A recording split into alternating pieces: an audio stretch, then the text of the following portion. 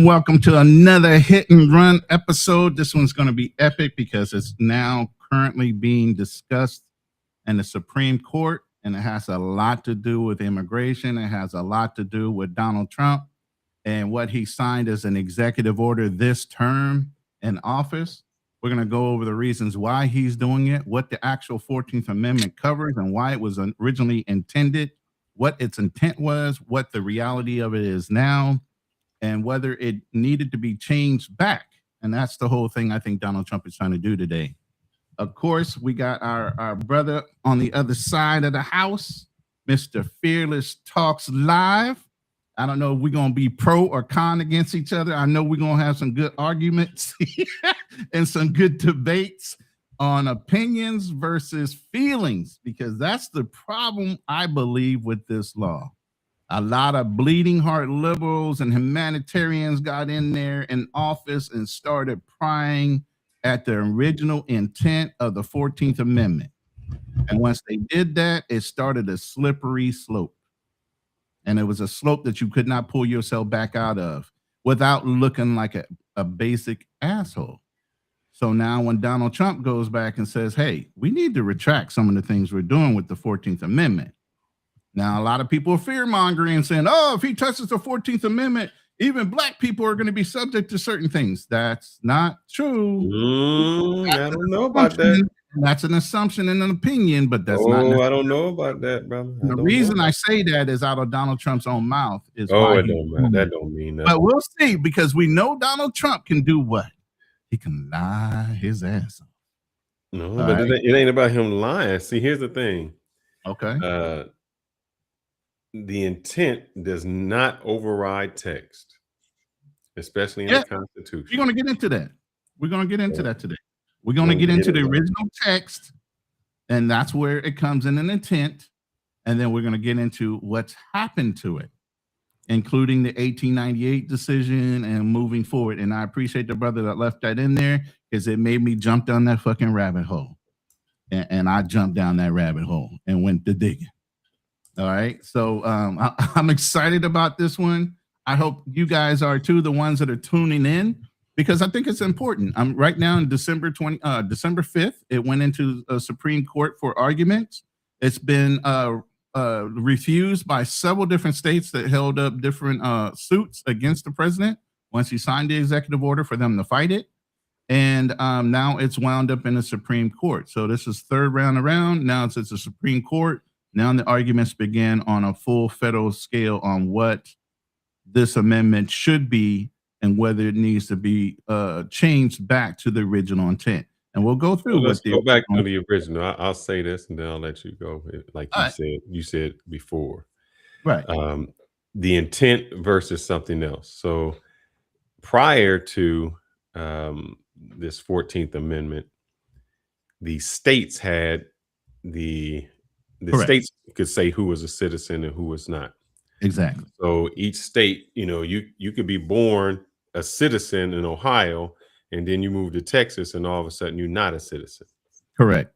and you say something like that can't happen. Well, it's kind of happening now in some of the laws that are done. If you take the abortion rights, you can have an abortion, in one state and not in another.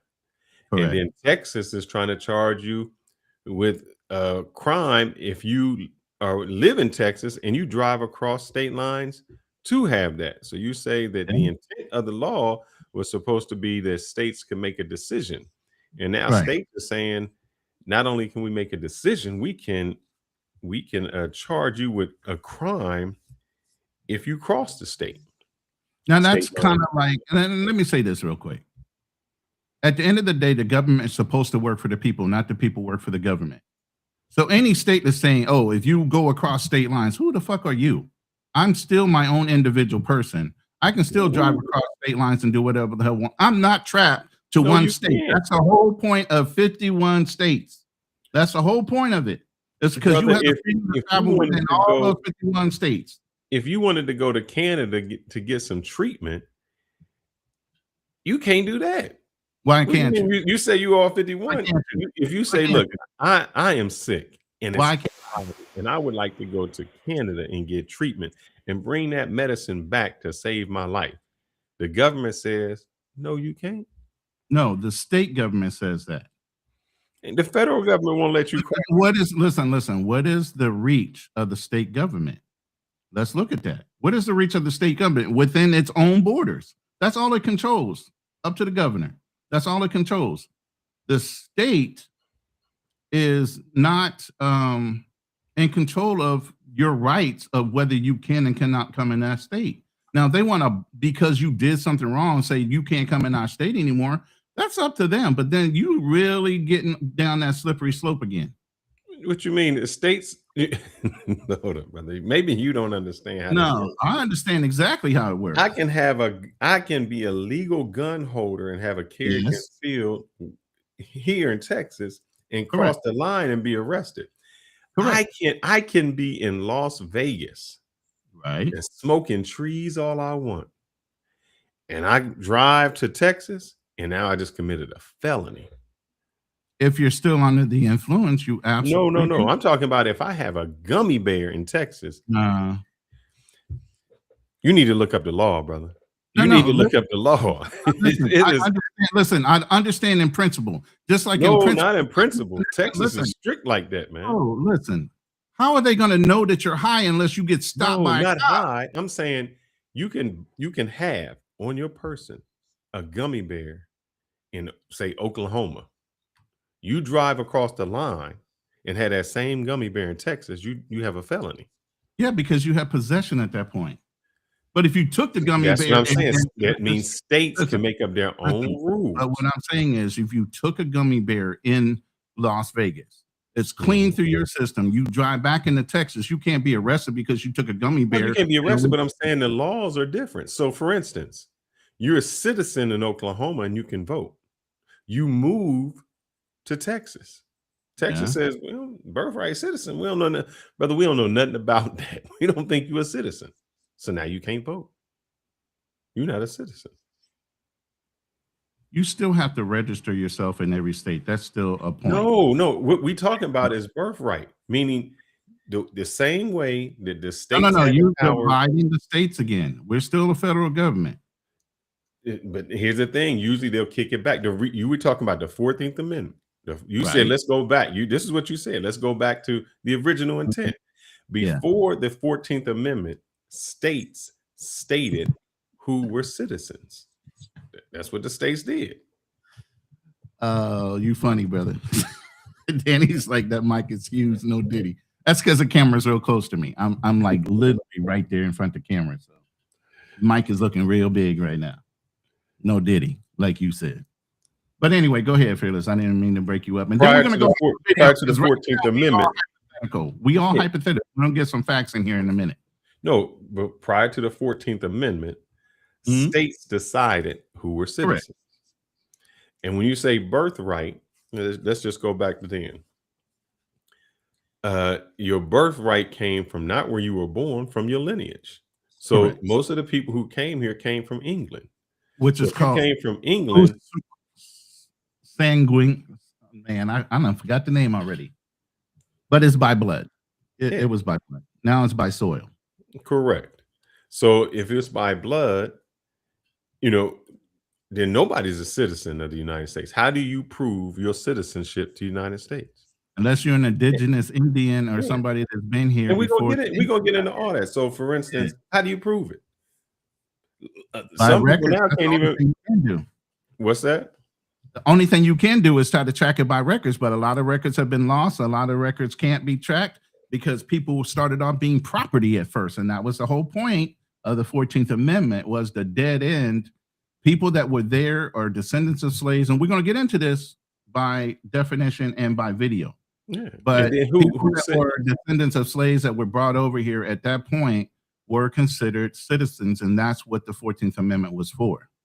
But then even let's go. I'm gonna go down some rabbit holes with you, and I'm gonna say these. So So let's that you go can with some understand. videos. We're going to go point by point. So let's go with the first video. Let's see if I can put that in here real quick.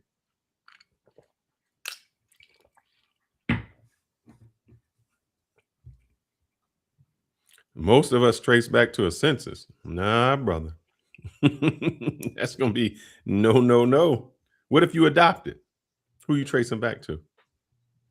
What if your father was a citizen, but he gone? He knocked up your mama, but we don't know who your daddy is, and your daddy Mexican, but your father supposedly is American. How are we gonna trace you back? To our republic. Who is an American citizen by birthright? Section 1 of the 14th Amendment grants citizenship to all persons who are, quote, born or naturalized in the United States and subject to the jurisdiction thereof, end quote. It is the latter clause, subject to the jurisdiction thereof, that we will examine today in significant part. Our inquiry is simple. What was the original public meaning of the jurisdiction clause? The 14th Amendment was drafted to rectify the terrible decision in the 1857 Dred Scott v. Sanford case by recognizing former slaves as rightful Americans. As we'll learn from our witnesses today, the answer is clear. The jurisdiction clause, as originally understood, grants birthright citizenship only to children whose parents have full exclusive allegiance to the United States. The constitutional text and history. Hold on. I'm going to stop that right there. Did you hear what he said?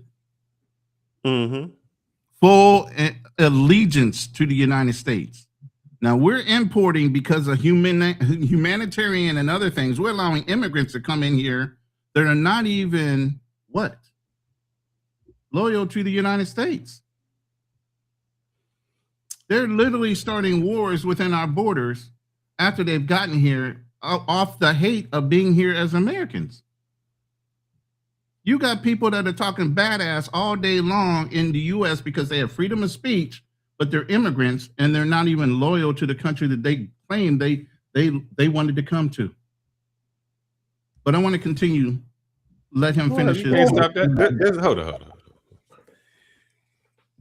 Because if I'm black, and hold up, this is where the slippery slope you're not thinking about. You can take that little thing off my face if you could. So I'm just. I can't, unfortunately. Hold on, let me take it off the graphics here real quick. So I'm just not looking like. Yeah. And just to let you know, I am drinking on that alcoholic eggnog for the holidays. So here's the thing. We're gonna go ahead and put you like that. How's that? This is what happens. What happens when a black person says, "Man, this country is racist, man. You know, they always keeping the brother down." What do white people say? That's not. Listen. Hold up. What do white people say? I don't care what they say. Go back to where you came from. Here's the thing. Hold up. They say go back. Hold up. Listen. Let me say it. Let me talk. Yeah, I get what you're about to go back to where you came from. So what you but just now said let me tell you, as an FBA, I'll tell you I came from here. Hold up. But now somebody that's a black immigrant that's saying that shit, yeah, they need to go back. No, but what you just said was you based citizenship on allegiance. And it go to slippery slope. It should be. But if I say that I don't agree with what the United States does, hold up. If I say that, then it means I am not allegiant to what this is the slope, and this is why there's a confusion. There's a lot of bleeding heart liberals that say you can say whatever the hell you want without reprisal, but yet and still there is a limit to what you can say in any other fucking country. You can't go in a whole nother. I can't even talk about politics in the Philippines, as effed up as it is. How dare me to mention anything with the politics that are going on in the Philippines? I'll be escorted right the hell up out of here. So yes, you can. There's two things can be right at the same time. And that's a lot of what's going to go on here today. Two things can be right all at the same time. Let me explain this to you, brother, man. Let me finish this real quick, and then we can get into the side conversation that comes from this. But that was one of the things I wanted to point out, how he said that, and he'll clear this up. Hold on. Shows that children of illegal aliens and legal aliens who are in the United States temporarily are not citizens by birthright under the 14th Amendment. For decades, proponents of automatic birthright citizenship have claimed the 14th Amendment and the Wong Kim Ark case bestows. That's another thing we're going to bring up, the Wong Kim Ark case, because that's very important on how this started leaning towards anchor babies and presumptionness of being able to stay tied to the United States because you had a kid within the borders. But automatic citizenship to all children born to foreign nationals, including illegal aliens. This is a blatant misunderstanding of both items, resulting in birthright citizenship serving as a driving force of illegal immigration to the United States, as many illegal aliens and temporary visa holders know they can reap the benefits of their child's citizenship. President Trump's first-day executive order on birthright citizenship restored the 14th Amendment to this original meaning. Despite what you may hear on the news, some of the most respected legal scholars agree with the constitutional interpretation outlined in President Trump's executive order. Some of these legal scholars include those here on this panel today. Our witnesses will dive into the history of the 14th Amendment in Congress and the Supreme Court, but I'll give you a brief version. The drafters of the 14th Amendment understood it not to grant citizenship to persons, quote, owing allegiance to any foreign sovereignty, end quote. And in the first cases decided after ratification, the Supreme Court held that jurisdiction in the 14th Amendment means not merely subject in some respect or degree to the jurisdiction of the United States, but completely subject to their political jurisdiction and owing them direct and immediate allegiance. Of course, illegal aliens and legal temporary United States residents do not owe complete, direct, and immediate allegiance to the United States, and therefore their children are not citizens by birthright under the 14th Amendment. Now, I'm sure we'll hear a lot from our colleagues. All right. Can I address that then? And first out, we got to shout out Mr. Burt. Thank you, Mr. Burt Ross. Hey, you just gonna put my lips right on there again where I can't say nothing. Thank you, Mr. Burt Ross. Burt Ross supporting the channel, keeping up the good work with the super chat, the Cash App. Thank you, Mr. Burt Ross, for the Cash App. That helps me on my addiction and my vices that I get right here. Lots of little. You say it's watered down. You know, you like to say my shots is watered down. Yeah, it is milked down with that eggnog, but it's strong. Yeah, it is milked down. Okay. Pause. Well, let me go into let me read these super chats real quick. Okay, that you went ahead and read yours. Let me read. I was going to do them at the segments. Go ahead. Well, you already did. You shouted out. Oh, my nephew of all places. Go ahead. Shouted him out. Shout out to Style King for the super chat, $2 super chat. Good morning, Ronan. Keep motivating the bros. Hey, I'm trying to, man. You done seen me battling room after room this week, you know, over this situation that's going on down in Brazil. So you're absolutely right. That's why I got bags under my eyes right now. And then I got one more $5 super chat from David Dice family. He says, giving my tithes to the family Ronin travelers and Mr. Fearless 360. All right, brother. Now you said you giving tithes. You got to go over the Fearless and contribute to his tithes. We appreciate the super chat and the support.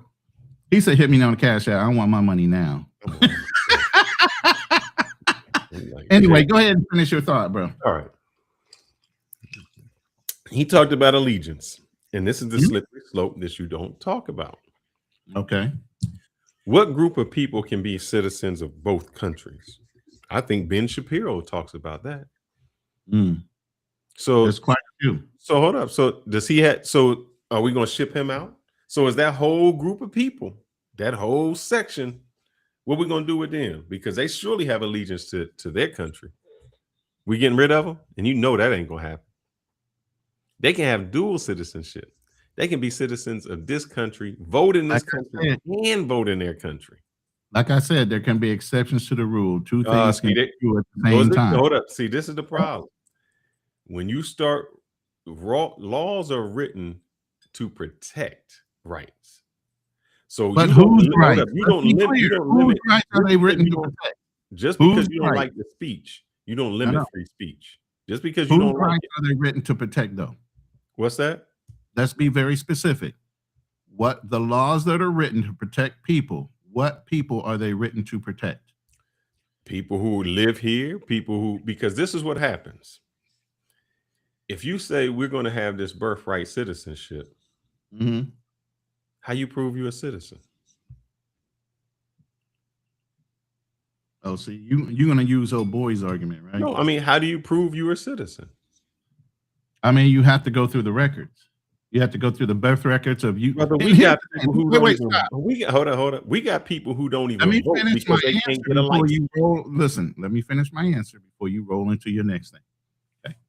Now, what I mean by this is, now, if we want to go back to FBA and proving you were here for reparations, then yeah, you got to go way, way back.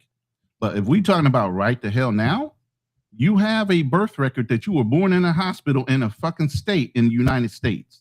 That's proof enough that you were born here in the United States. Now, if we want to go way back to the descendants' time, then yeah, it's going to be harder to track, especially if your family's records or the plantation they came in on, birthday records as you were property, as your great ancestor.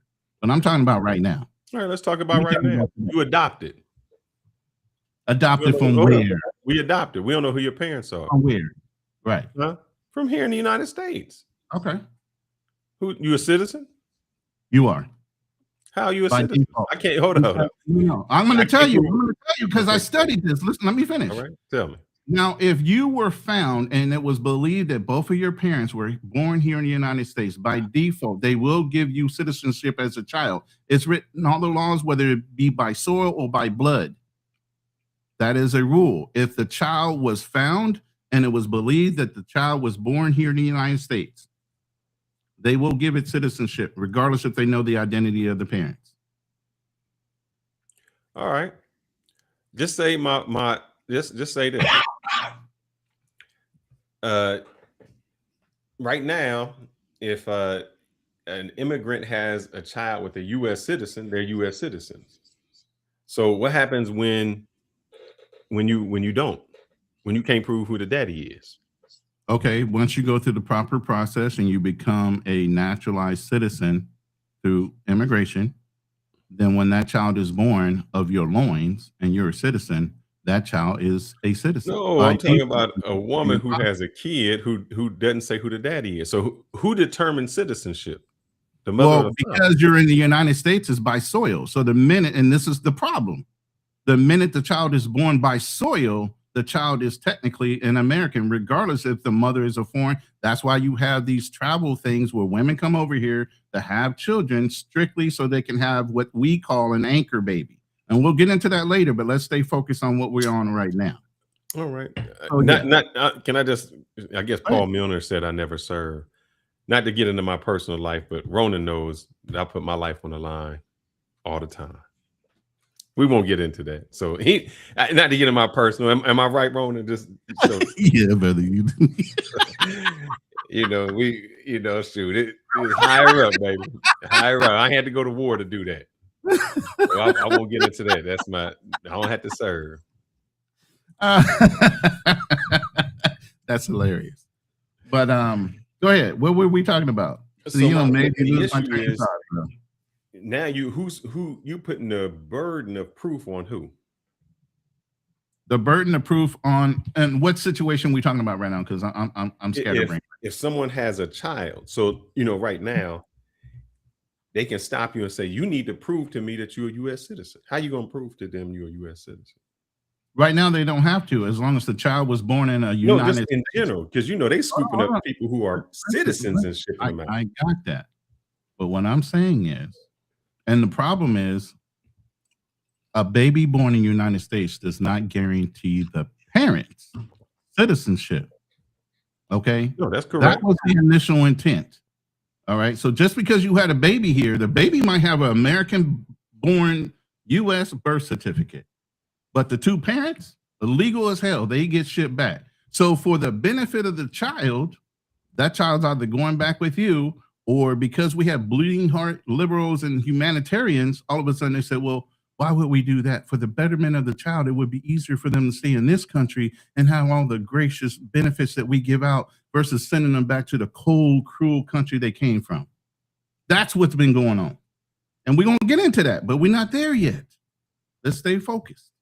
No, I understand that the parents. What I'm saying is, Mhm. you get stopped. How are you proving you a citizen? Don't you have a driver's license? Don't when you get a driver's license, you have to provide certain information to them? No, you don't have to prove you're a citizen to get a driver's license. You do have to have some kind of form of ID. Hold up. What do you think is happening in California where all them illegal immigrants are killing people with the 18-wheelers? Yeah, and those illegal immigrants are coming in here with fake names and every fucking thing else.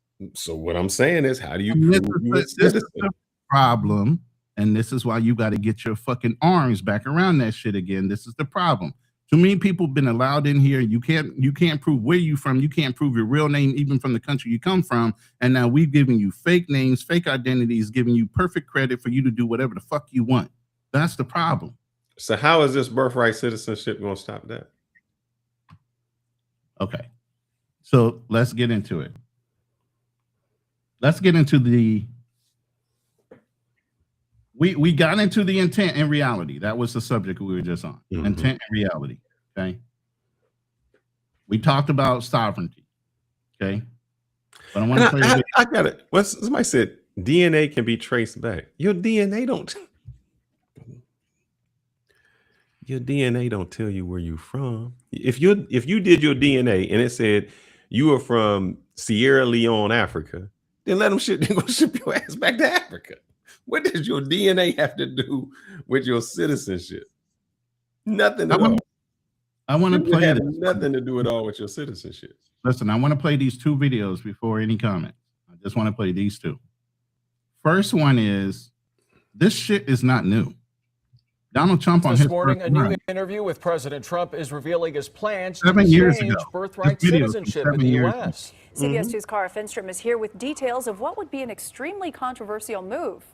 Yeah, what's being challenged here is a 150-year-old constitutional standard, and the president says he doesn't think he needs a constitutional amendment to do it. We're talking about anyone being born in the U.S. being an American citizen. He told the political website Axios, again, that he doesn't think there's a constitutional amendment needed. The president says he plans to sign instead an executive order, not go through Congress. It would remove the right to citizenship for babies of non-citizens and unauthorized immigrants born on U.S. soil. The 14th Amendment passed after the Civil War. It's You want to read that real quick? All persons born or naturalized in the United States are subject to the jurisdiction thereof, are citizens of the United States.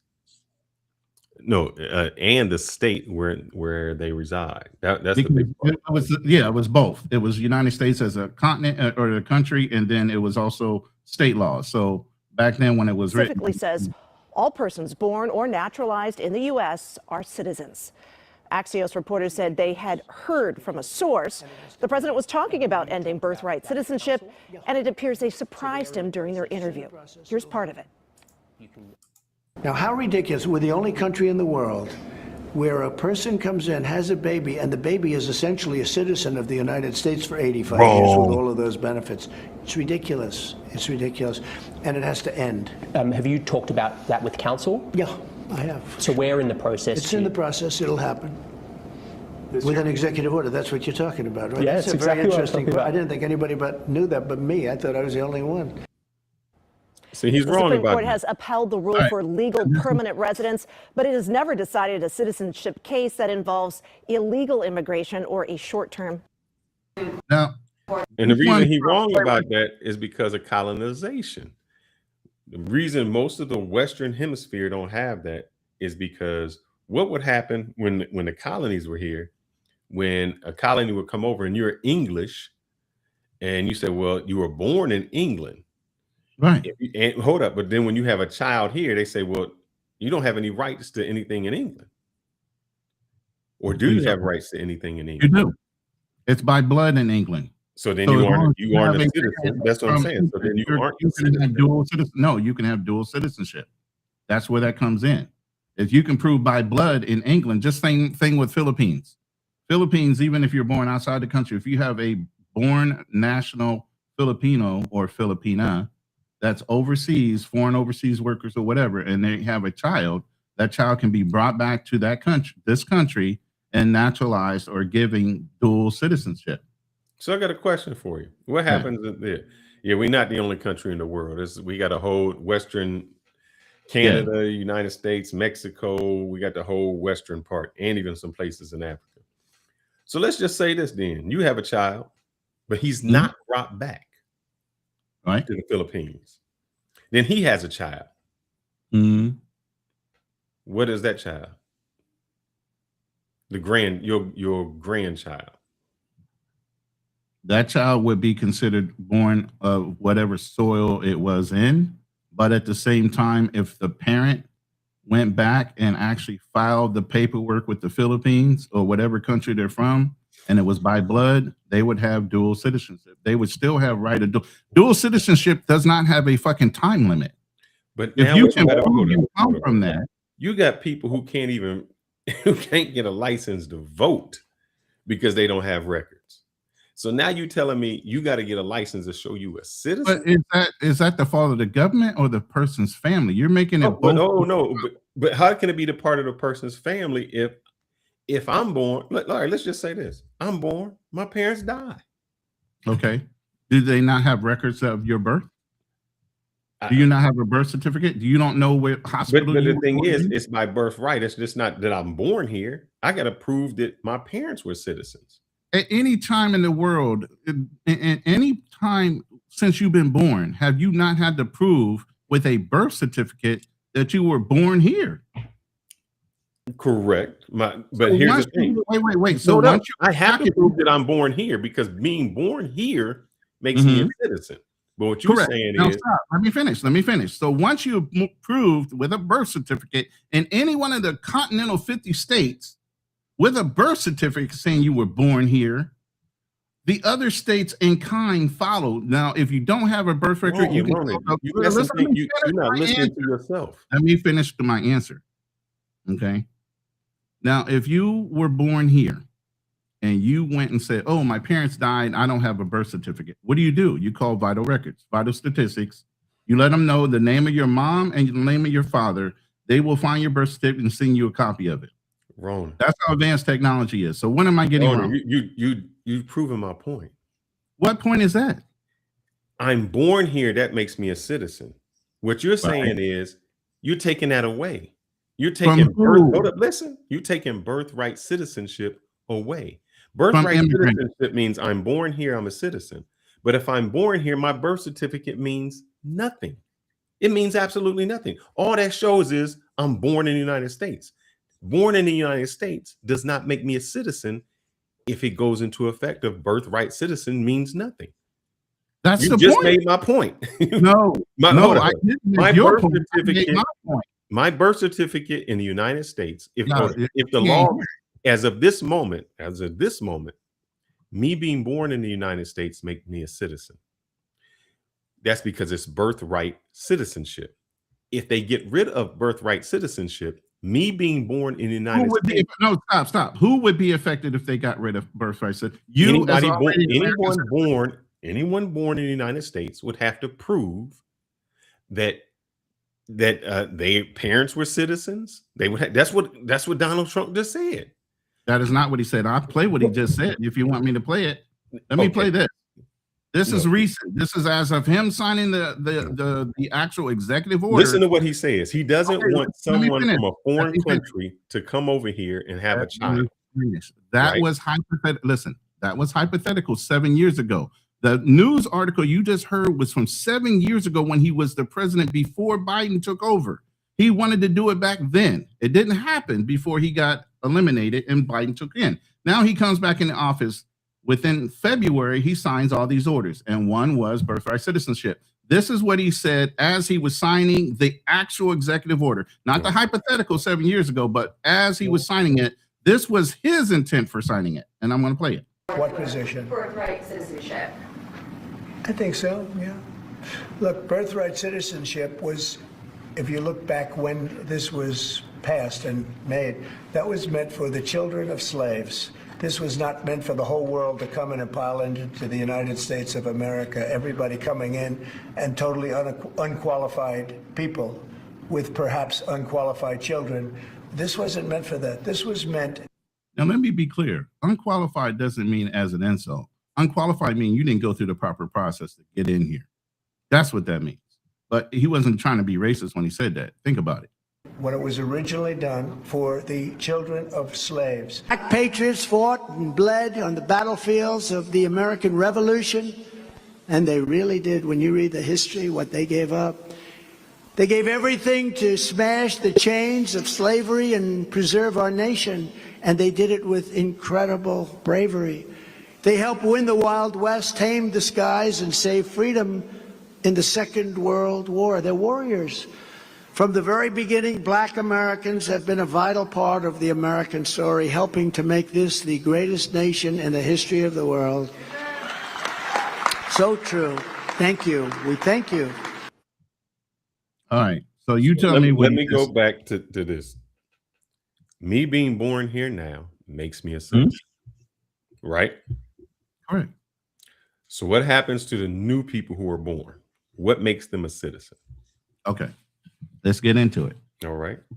So if you are already an American citizen when you were born, if he ratifies this intent and goes back to the original intent, it goes back to if you were a naturalized citizen or if you were a citizen that went through the process and became a legal U.S. citizen, the child that is born is an American citizen. But if you're an illegal and you're still not tied to somebody that is an American citizen, that child does not belong to this country. All right. So how do I prove that my parents were citizens? Birth certificates, driver's license, history. Your birth certificate shows who you are. If I'm adopted, I'm adopted. If one of my parents, let's just say this. You just filled out a birth Let's say this. Let's say this No, all no, the time. wait. Hold No, this up, is brother. perfect. Hold up. I got one Wait, for wait. you. I got Go one ahead. for you. Are y'all hearing this? 33% of the daddies put on the birth certificate. Mhm. Daddy. Mm-hmm. So I if agree. your mom has your kid Mhm. and your daddy ain't your daddy, Mm-hmm. and your daddy's Jose and not Tyrone, how you Mhm. prove you're a U.S. citizen? Is your mama an American No, citizen? no, You don't need both to be American citizen. You only need one. no. But your So mom this is whole not a Oh, citizen. my daddy ain't the daddy. It No, don't your matter. mama's If not. your Hold up. mama Your is mom's fucking not a US citizen. then Your you're a mom's US not a citizen. She's Your not a mom ain't a citizen either. citizen. She's not a citizen, and they don't know who the father is. And the baby was here. Correct. Two things can happen. They can either have sympathy and say if the identity of the father is not obtained, they can either say, we'll go ahead and tether him to the United States and give her temporary citizenship while it works out or investigated to figure out if they can track down the father, or she gets deported with that fucking child. There's no fucking sympathy in here's that. what you're doing. Here's what happens. There's this video of this dude, man. I wished I could show it to you. He's in Sweden. Right. And he's documented every time he comes across the border, he gets stopped. And they say, pull here, pull here, pull here. I don't know if you've seen that. Mhm. He's documented it every day for a year. He gets questioned whether he's a Swedish citizen. So now what's going to happen is you're going to have the cops try to interpret who is a citizen. I can arrest you, put you in detention until you prove who you are. And if you can't prove it, you get deported to wherever we say. The reason we make the laws, we don't make free speech so that we want people to say what we want them to say. Free speech is made to protect your speech. The same way we're here. You start putting the laws into the people's hands, into the government's hands, and they interpret it how they want to. That becomes the issue. Where, like you said, well, we're going to leave it up to them. Oh, well, if you're born in Europe, hold up. Wait, you gotta be Hold up. If specific you on white, who's them. if you white, we don't ship you. But if you dark skinned, maybe we ship you. Now you give into interpretation who's a citizen and who's not a citizen. And that becomes a problem. When interpretation becomes distortion. And who opened that Pandora's box when they started fucking with the original 14th Amendment? No, when you say messing with the original 14th Amendment, tell me what Oh, you're saying. and we can get into what we talked about earlier with the what's the person's name? Wong Kim Ark decision of 1898. Okay. It granted legal LJ status. said it. I like what LJ said. He said birth certificates are proof of live birth. Yeah. Not citizenship. Live birth in what country, though? But You not- got to be very specific. See, y'all like to leave out terminology. You can have a birth certificate. Oh, let me see. Real quick, while you doing all that, let me shout out my brother. Oh, I'm gonna tell you. Oh, and fellow Marine. Hold on, let me get the super chat while you looking that up. Get yourself together. I got right here paperwork. All right, hold on. All right, and yeah, I was going to ask you. You just went through this with your own baby. Hold on. Super chat for $9.99. Thank you so much, T Mac. I appreciate the support. Even though Fearless picked Carnelo over Crawford, which is, oh my God, really? I was giving it to the Mexican man, you know. My Marine brother. Thank you, T Mac. I appreciate the support of the channel always, even in the background, because this brother will send us a Cash App in the background. Don't expect anything. We really do appreciate you supporting our channels. Thank you so much. All right, go ahead and pull out your damning evidence that you have. What he said, he says birth certificate shows location. Location don't mean nothing. Location is just where you born. So if you got two Mexican people that came here, listen to what you just said. It shows where you Let's go point by it point. shows where Let's go you were point by born. point. It doesn't show if you a citizen. Hold up, Ronan, don't cut me off. If I got, let's do this. Jose and Maria have a kid. They both live in Texas. It shows the birth, and so when they have a baby, that baby is born in Oklahoma. Okay. The birth certificate, when I say if they citizens, it'll say Jose is the daddy, Maria the mama. Jose is from Texas, Maria from Texas, and the baby born in Oklahoma.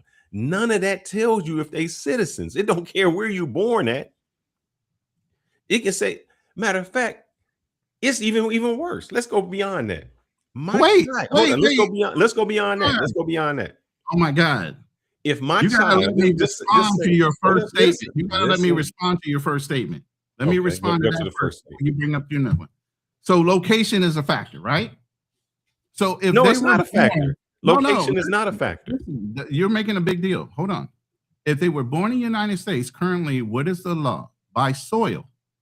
Don't matter whether Jose, whoever had a baby. It's by soil. So that child is automatically given U.S. citizenship. You talking about now, but I'm talking about if they change the law. I'm talking about back then. I'm talking about right now if they change the law. Somebody in the comments said what makes you a citizen is at this time is if you are born here. That's what makes you a citizen. But if you're getting rid of this law, it doesn't matter. I'm getting rid of it. He's changing it back to the original intent. This is the problem. People say he's getting rid of the whole thing and rewriting it. What does he change? All right, let's go to so we slid down the original slippery slope. So what does he change? What is when you say the original intent? Listen, right along with Wong Kim, it started. Then the whole anchor baby shit started. Okay, Wong Kim was the first step. Then by the 20th century, with family law, immigration laws, and all these other things kept on persisting with these children coming in, born of this country, then it started becoming, oh, well, what's the best interest through humanitarian rights? What's the best interest of the child? The parents should be able to stay in the United States as long as they have a U.S. born citizen, which is that fucking baby. So it's a trick to ratify whatever fucking laws we had to make them empathetic and sympathetic to two parents that weren't citizens that had a baby while they were here. You can't revert back. You keep saying revert back. when you revert back, the states determine citizenship. Oh my goodness, we're not going all the way far back. You just said it. I didn't say it. You just said we want to revert back to the original intent of the law. Of the 14th Amendment, not before it. You're going all the way back before the 14th Amendment. Listen, you're going all the way back to before. All right, let's just start from today. Let's go right to the 14th Let's Amendment. start from today. Okay. How do you determine who is a citizen? And then this person said it reverts back to the citizen of the parent. Correct. Hold on. Let me see if I can do this. I don't want to cover this up. This is does it got her name? Nope. I got a birth certificate here. Of the Dominican Republic. Yep. But you had to go back and show them a birth certificate from the United States Hold as up. well. Let's just do this. They said it reverts back to the citizen of the parent. Let's just say my child was born here. Right. But you got an anchor person. Let me give you a scenario. My child born here, I leave her. I leave. Mm-hmm. I get her pregnant and I leave her. Mm-hmm. My child born here. What is she a citizen of? You can't say the birth certificate. You can't say the birth certificate because my wife's birth certificate is Dominican Republic. Did you not just say the child was born here, but she left here? You keep You keep going with the law now. But when the law changes, the law it's not will going be to change that much, bro. It's you're making it seem like he's going back to before we were ratified this. No, I'm going to somebody in here said it reverts back to the citizenship of the parents. Just because they said it doesn't mean that's a fact. That's where it's going. Let's do this. If the child is born here and the parent isn't a citizen, then what happens? We already went through that scenario. So you're saying they get deported? If the child's known parent is anchored to the United States and she can prove it, the child gets gonna prove it. You just said y'all were married. Judge Judy, when a woman got 13 men on there and none of them was their daddy, how you gonna prove it? Bro, you just said y'all were together and she left you. In general, how many women out here have kids and never put the daddy on? In the hypothetical, bro. No, because you got in order to write a law, you have to do those hypotheticals. That's how law gets written. You have to do the hypotheticals. And I've answered them, but you keep on moving it. You're not answered it. How do you prove the citizenship? You just said the daddy, and I'm saying, well, the daddy don't mean that. He's not there. How you prove a citizenship? Let me bring this. Did this man just say that the 14th Amendment birthright? Hold on, we're gonna hold up and let her play because she's ranting. I'm like you are. Because you keep moving the goal. I know who you are, Rico. But we trying to keep this between me and him. Hold on. Let me play this, and she's gonna argue your argument for you. Okay? That's a beautiful young lady right there. All right. Yeah, because she's on your side. That's right. Citizenship was only meant for the babies of slaves. Let's talk about the history behind the 14th Amendment and why any discussion and debate around it should honestly be concerning for us all. The 14th Amendment was passed by Congress in 1866, and then it was ratified 2 years later in 1868. And no, it wasn't written to protect the babies of the formerly enslaved. It was written to correct deep injustice. After the Civil War, Congress needed to overturn the infamous Dred Scott decision that said that any black person, free or enslaved, could not be citizens of the United States. So the 14th Amendment made it plain. All persons born or naturalized in the United States and subject to the jurisdictions thereof are citizens. This wasn't an amendment just made for black people, but to help all groups. I think he messed up. Good, he gone. So my question is still no. I'm right here. I paused it for a reason. For effect. I paused for effect. Okay, go ahead. Okay, the effect was, what did she just say? Let me run it just a little bit back. Let's say and subject to the jurisdictions thereof are citizens. This wasn't an amendment just made for black people, but to help all groups. Okay. This was when? The 14th Amendment was approved. Okay. Yeah. Mm-hmm. So all persons at that point in time, you think the founding fathers are thinking in the future that people were going to keep on changing their original amendment to allow everybody else in the fucking country? At that time, they were trying to say this. When you finish with your rant, I'm going to tell you this. You finish? And I thank you, T-Mac, for saying this. No problem. You just said, It's wrong according hold to up, hold up, Ronan. You just that said, Congress. when the founding fathers wrote this amendment, they weren't thinking about this. I'm going to ask you a question. When the founding fathers wrote the, what amendment lets you carry guns? Second Amendment. The Second second? Amendment. Okay. Were they thinking about Uzis and M16s and things like that? No, they just said weapons. They defaulted to hold up.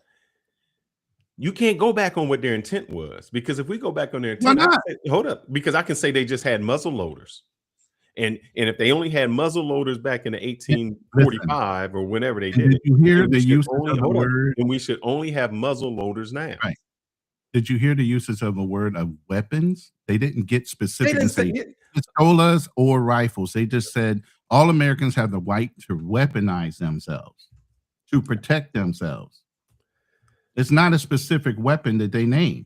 All right, let me just because technology advanced and we got all these other weapons. No. It doesn't say that. It says the right to bear arms. Okay, there you go. That's a weapon. But back at that time, But back at that time, the only arms you could bear were muzzle loaders. So they weren't thinking, oh man, I could get an M16. So, and the reason I'm saying this is you keep saying the intent of the law. I can't go by what the intent. I can only go by what is written, because if the intent of the law, we all read it. No, you can't go by the intent. What? Oh my God! You can't. Hold up. That's why they write laws, not so you can interpret it, so it's written down. That's why you say the second is freedom of speech. Help him out in the chat, please. You can't do that. How can you go by the intent of something? That's what what's that dude? The intent is what? The idea behind it, the belief behind it. That's what intent means, right? Isn't that what intent means? Intent means the belief or the thought behind why you're doing a certain thing, correct?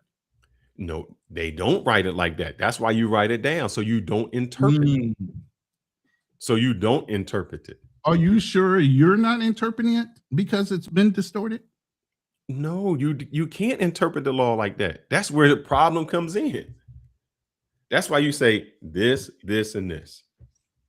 Do you know this law? Wait. Do you know the amendment was challenged twice? The first time it lost, when it was closer to the original time that it was written. And then as time, humanitarianism, liberalism comes in and people just feeling bad for others, the Supreme Court softened. And then because of Kim Ark, they went ahead and ratified it a little bit to allow it to be inclusive of everybody. But before then, it was challenged a couple times and it was denied. Slavery was challenged. You mean it doesn't mean anything?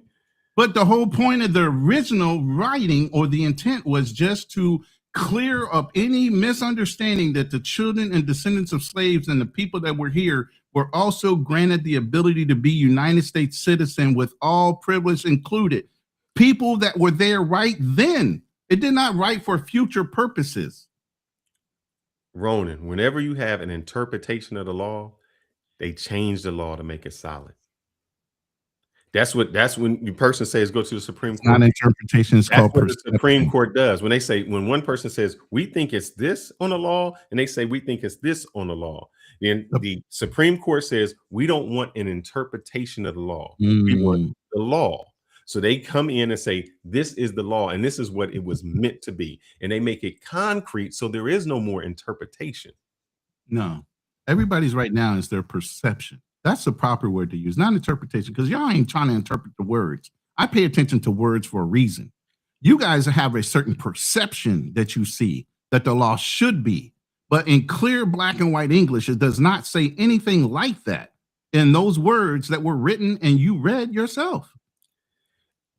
And that's why the Supreme Court comes in and says, this is what it meant. That's what the Supreme Court is to say. They say whatever laws that were written, like they said, by Congress, we don't want to interpret that law. It was written vague. That's why I say, oh, this law was vague. It may not approve this. This is what the spirit of the law meant. And so they put it in the words. I'm not hiding. I'm literally just eating my breakfast. I'm sorry. But go ahead. That's why they say, well, what does freedom of speech mean? Oh, before freedom of speech, you can't burn a flag. No, you can burn a flag. They said this is the intent of the law was not to do that. Not this is what it does. They go in.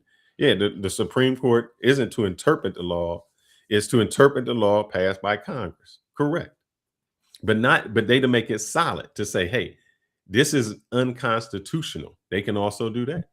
The Congress can write a law that becomes unconstitutional. They can say this is not constitutional. Right. Enough with all the hypotheticals. Was the initial intent and the writ of the 14th Amendment unconstitutional in any way?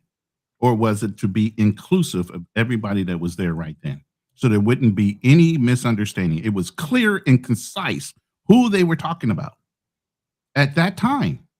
Nobody has a crystal ball and they can't see into the future. What they can see is what they're dealing with right now here in this situation right now. Then what you saying is at that time when they wrote a law about the Second Amendment, they weren't talking about M16s. They were talking about the rights to bear arms, period, by every citizen, regardless of what the arms was.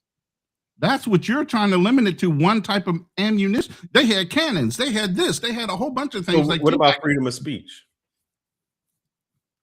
Rice is life, Danny.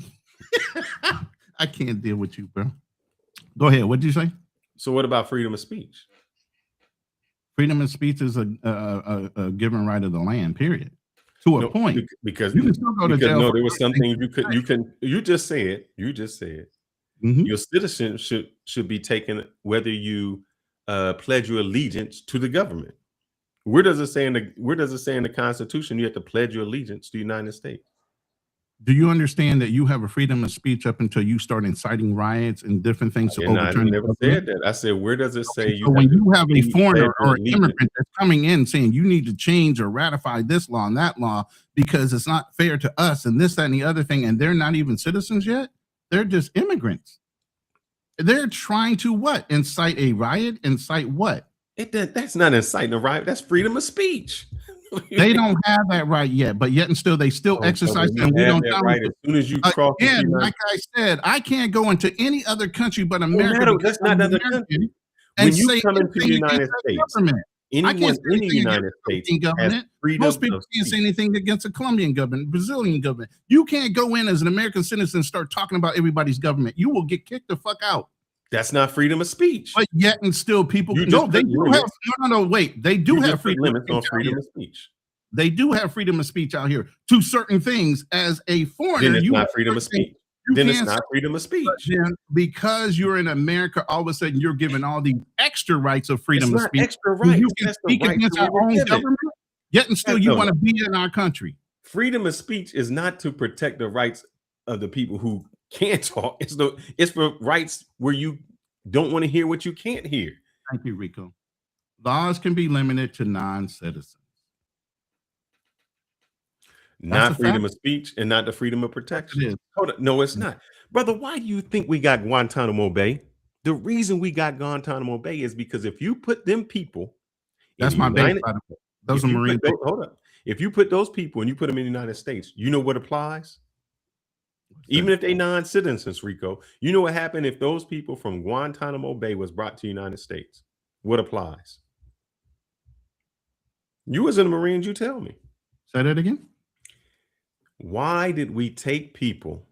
Right. And wait, let's be very specific. I'll tell you. What people did we take? We took terrorists, whomever. Right. Why didn't we bring them to the United States to put them on trial? Because we weren't done interrogating them yet. Brother, do you know when 9/11 was? Yeah, I do. They've been there for 25 years. We ain't done interrogating them yet. Wait. Do you realize we just bombed Nigeria for ISIS people that are still out there? Been there 25 years. We still ain't done interrogating them. You think they know what's going on now? I don't care. Hold up. I'll tell you just so you know. Rico said it for due process. Because once you come into the United States, the laws in the United States apply to you. No, they do and they don't. And here's the problem. How don't they? What do you mean they don't? Let me finish.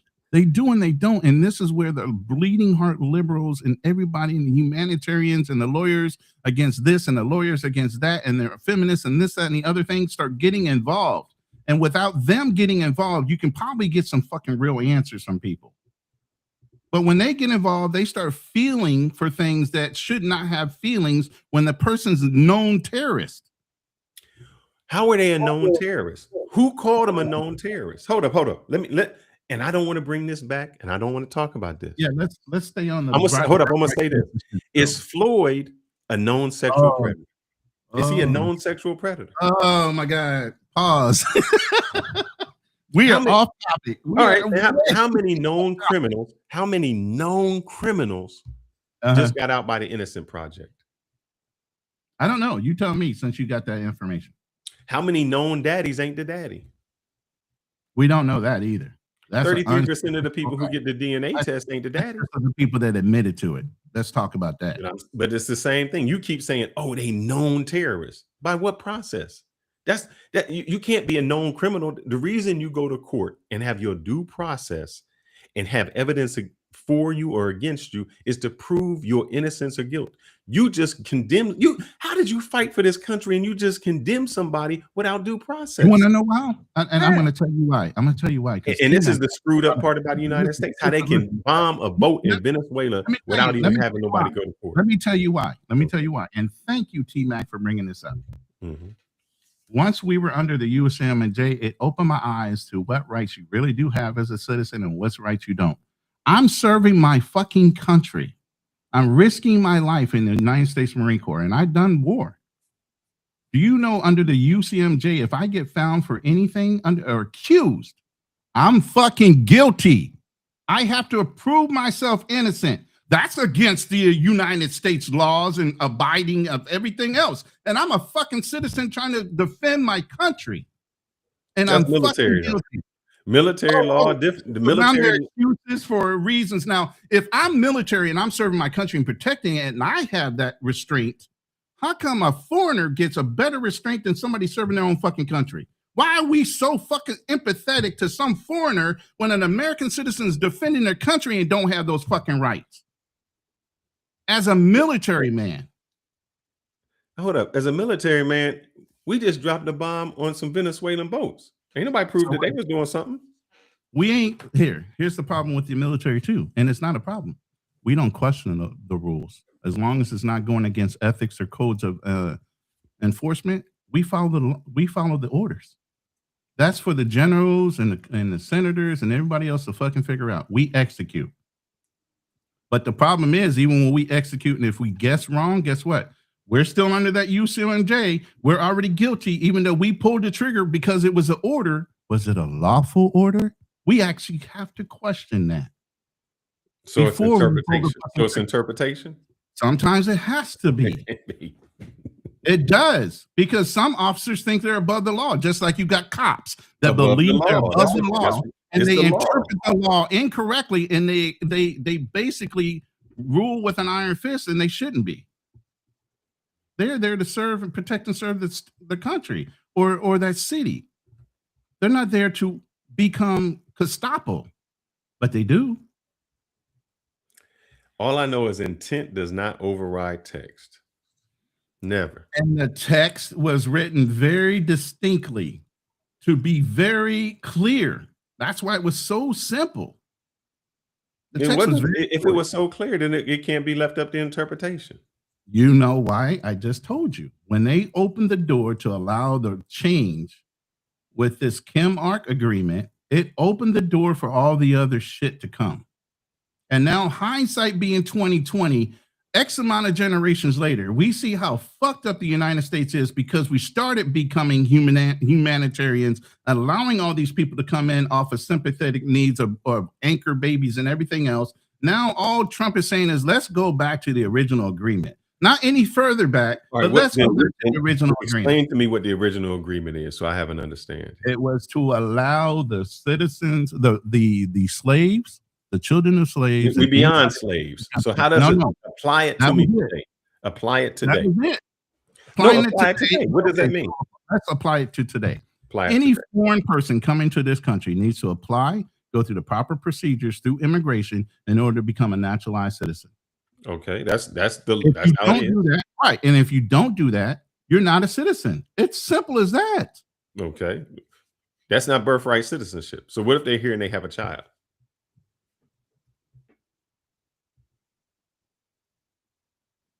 Who's the father? No. What if they have a child? What is that child? Okay. Is that child a So then citizen or not a citizen? That's usole. Usole means of soil. That means they were born here. They're United States citizens. That's not being argued.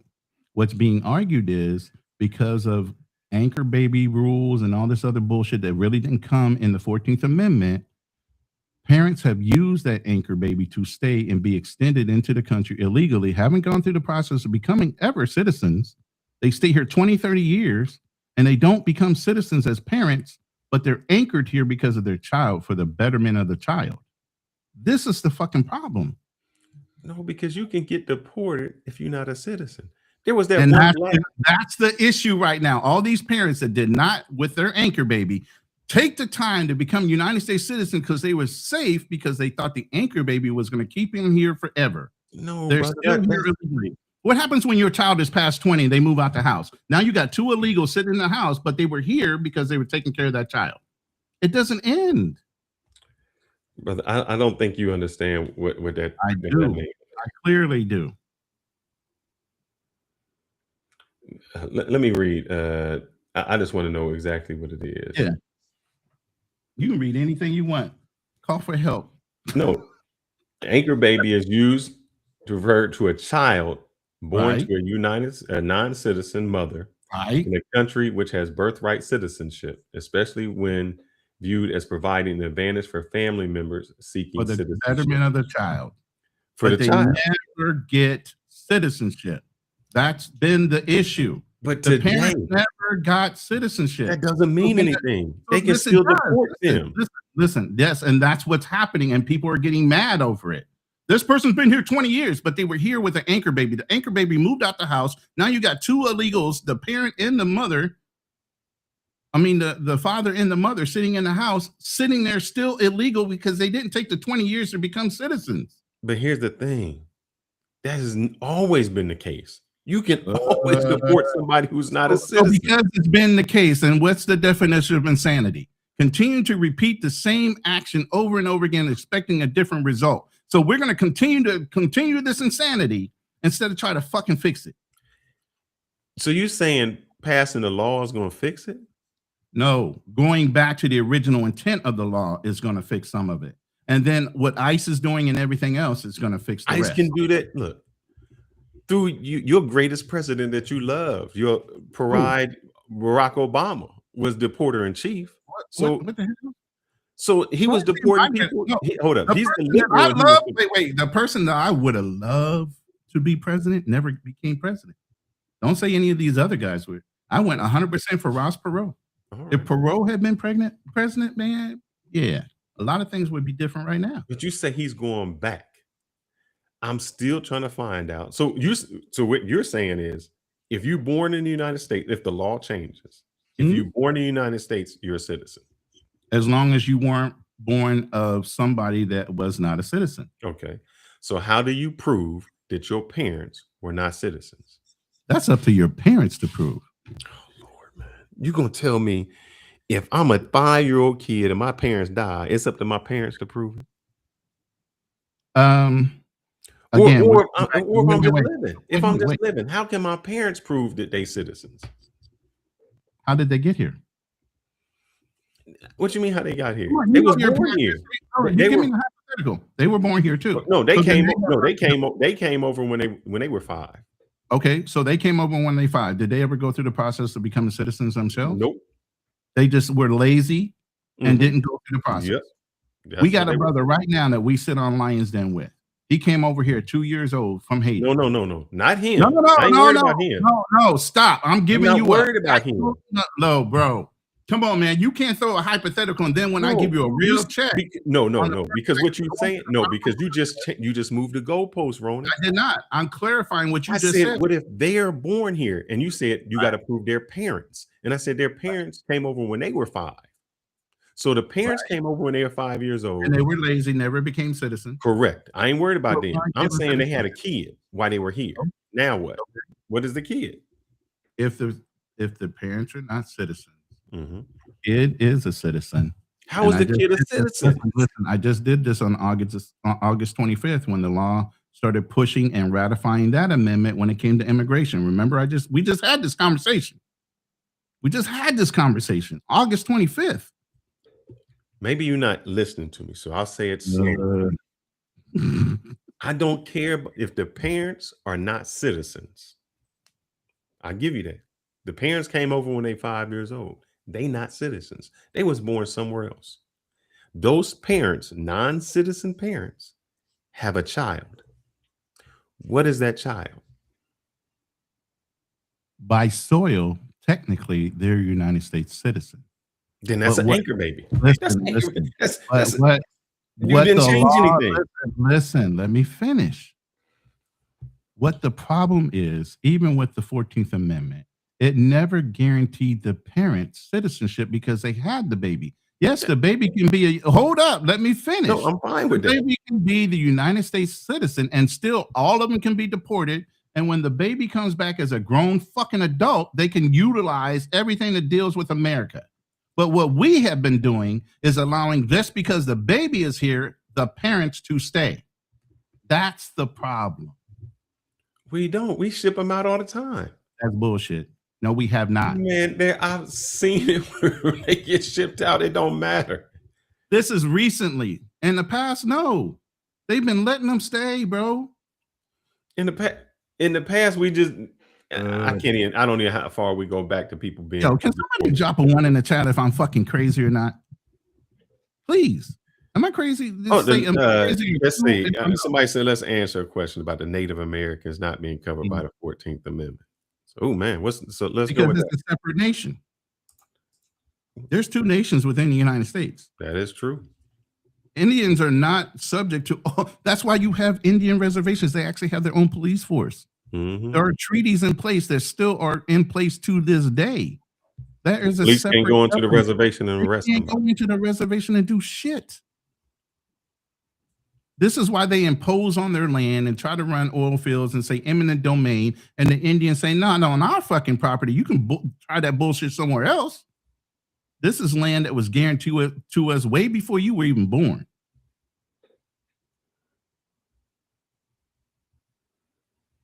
That's why. Exactly. But you Unless still you ain't give me your scenario because you still ain't answering me. What's in that? Oh, I just told you. So the kid is a United States citizen. The kid only is a United States citizen. But it's Doesn't mean always the been parent. that. It's the parent is not a Exactly. United States citizen. But here's the thing. In the past, what was happening was the kid was born, but then the parents were illegal. So they tried to ship the parents and the child out of here. But you're neglecting the child's rights to United States citizenship. That's what started coming up. So they said, okay, fine. We'll grant the parents an extension on whatever stay they have because it's for the betterment of the child. That's the whole idea behind the anchor baby story. This has changed over the years, but what opened the door was 1898's decision with Wong King Mark. Up until then, it was like a hell no. You can't stay. And no, you're not a citizen. It changed to of soil. What is that boy's name? Oh, that's it. That's right. What? When you say that let me I got to remember how that sounds. Okay. How they did. Oh, while you're doing that, let me play this girl so she can continue to bolster you.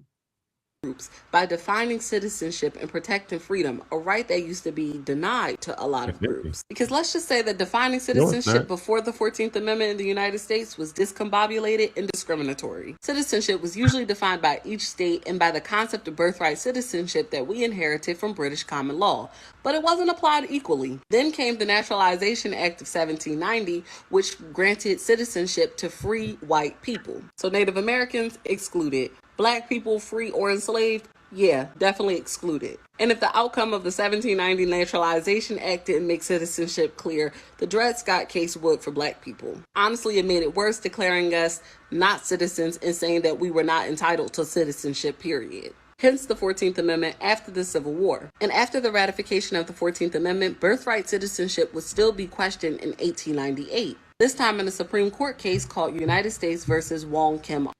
Hold up. See how the interpretation gets skewed by whoever's giving it? Do you understand how she's changing and rewriting history based on her interpretation of it? A lot of shit she said was incorrect. Okay, but she's not the court. She's not the court. Exactly. But this is how misinformation gets divulged moment after moment after moment. Half of the things she said were half right, but some of the things she's saying is absolutely incorrect. Shout out to Rico Kimbo. What's up, bro? And we might we won't stay on long, but we might bring up one person at a time. No, not a panel, brother. We bring up okay, we'll do that. But let's finish listening to her interpretation and historical revision from her young eyes. This is where the Supreme Court ruled that regardless of any parent's citizenship, if a child is born in the United States, they are a citizen of the United States. That precedent has stood for over 100. Okay. What did I say earlier? The Kim Wong art is where the first dagger in the 14th Amendment started to change the initial intent. Didn't I just say that? I said that earlier before she said it. All right. I just want to make sure I'm staying on point. 125 years and now is being challenged. Today's Supreme Court ruling did not touch on the issue and constitutionality of birthright citizenship as detailed in the 14th Amendment. Instead, it limited how far federal judges could block it, meaning the executive order could still take place in states where it has not been stopped by a federal judge. I made this video today because we need to understand that the 14th Amendment was a course correction in American history, a response to centuries of exclusion when it came to people that were born in this country. But now that we're seeing Did you hear what she said? People that were born in this country at that time, they didn't look into the future in a crystal ball and say, we need to account for all these immigrations because we're going to open up all our borders because we're a land of the free, home of the brave, and we want everybody. They're opening up borders. They're not opening up borders, but you still. I don't see you answer my question. That's what I'm saying. But let me finish. Efforts from this administration to challenge and unravel that history, I have to ask you guys this question. If after the Civil War we fought to define U.S. citizenship once, why are we trying to do it all over again? This is why knowing the real freedom story and the true complex history of the United States is important. Because when we don't, or it's misconstrued, cherry-picked, twisted, we're bound to repeat the mistakes of the past, and we also don't understand how fragile freedom has always been for certain groups in this country. Boom.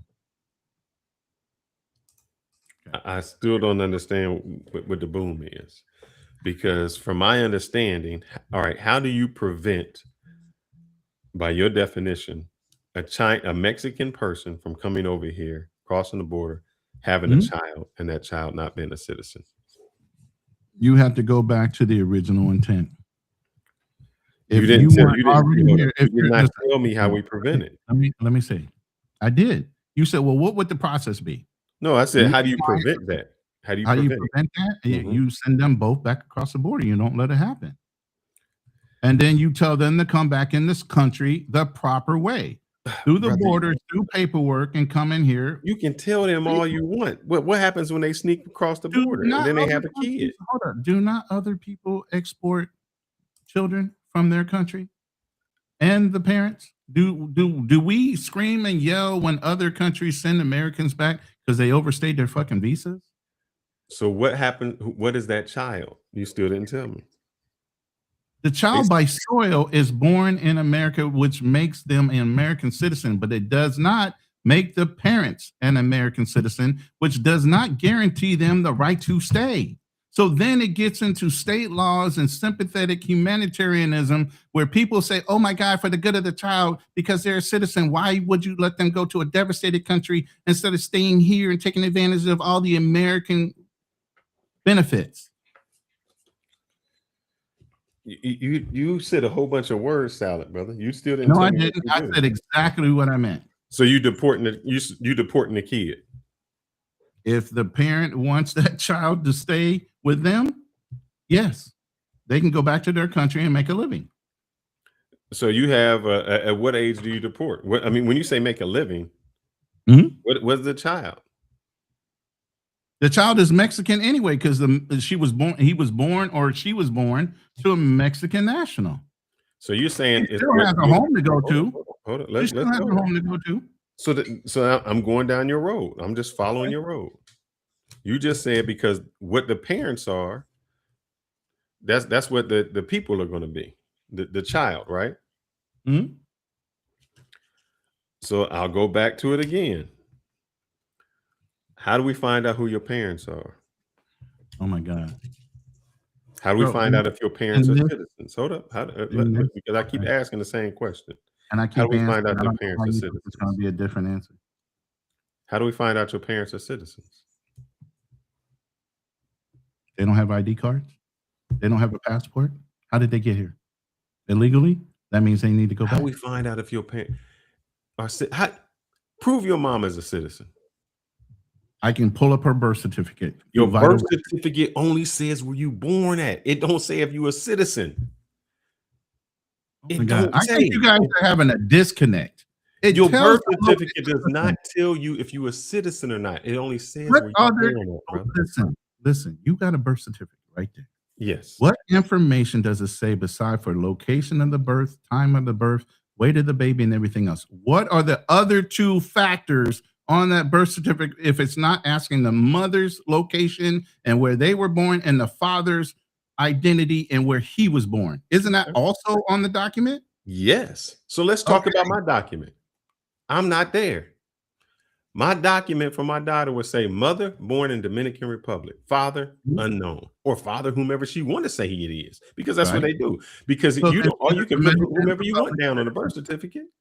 So she's a Dominican Republic citizen. So now she's a citizen of another country.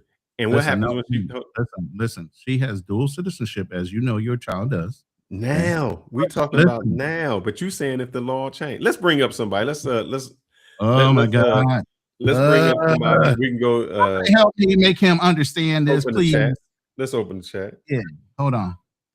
I'm gonna put up the shared. Yeah. Okay. One at a time. We only bring it up one at a time. State your case. And I was like, man, there's a line right here, and I was like, man, who got me come up and kiss me? I'm like, man, I'm looking back. That messed me up for a minute, man. That coming right. Where is that at? Right there. We're only going to bring to the stage one at a time, so don't get impatient while you're in the back.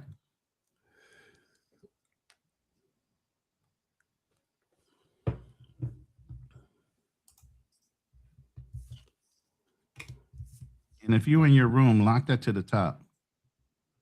Pin that to your top so that I might end the poll. And I had a poll running, by the way, while this was going on. And my poll simply said, should the 14th Amendment be put back to the original intent? 78% of the people in my room said yes. 22% said no.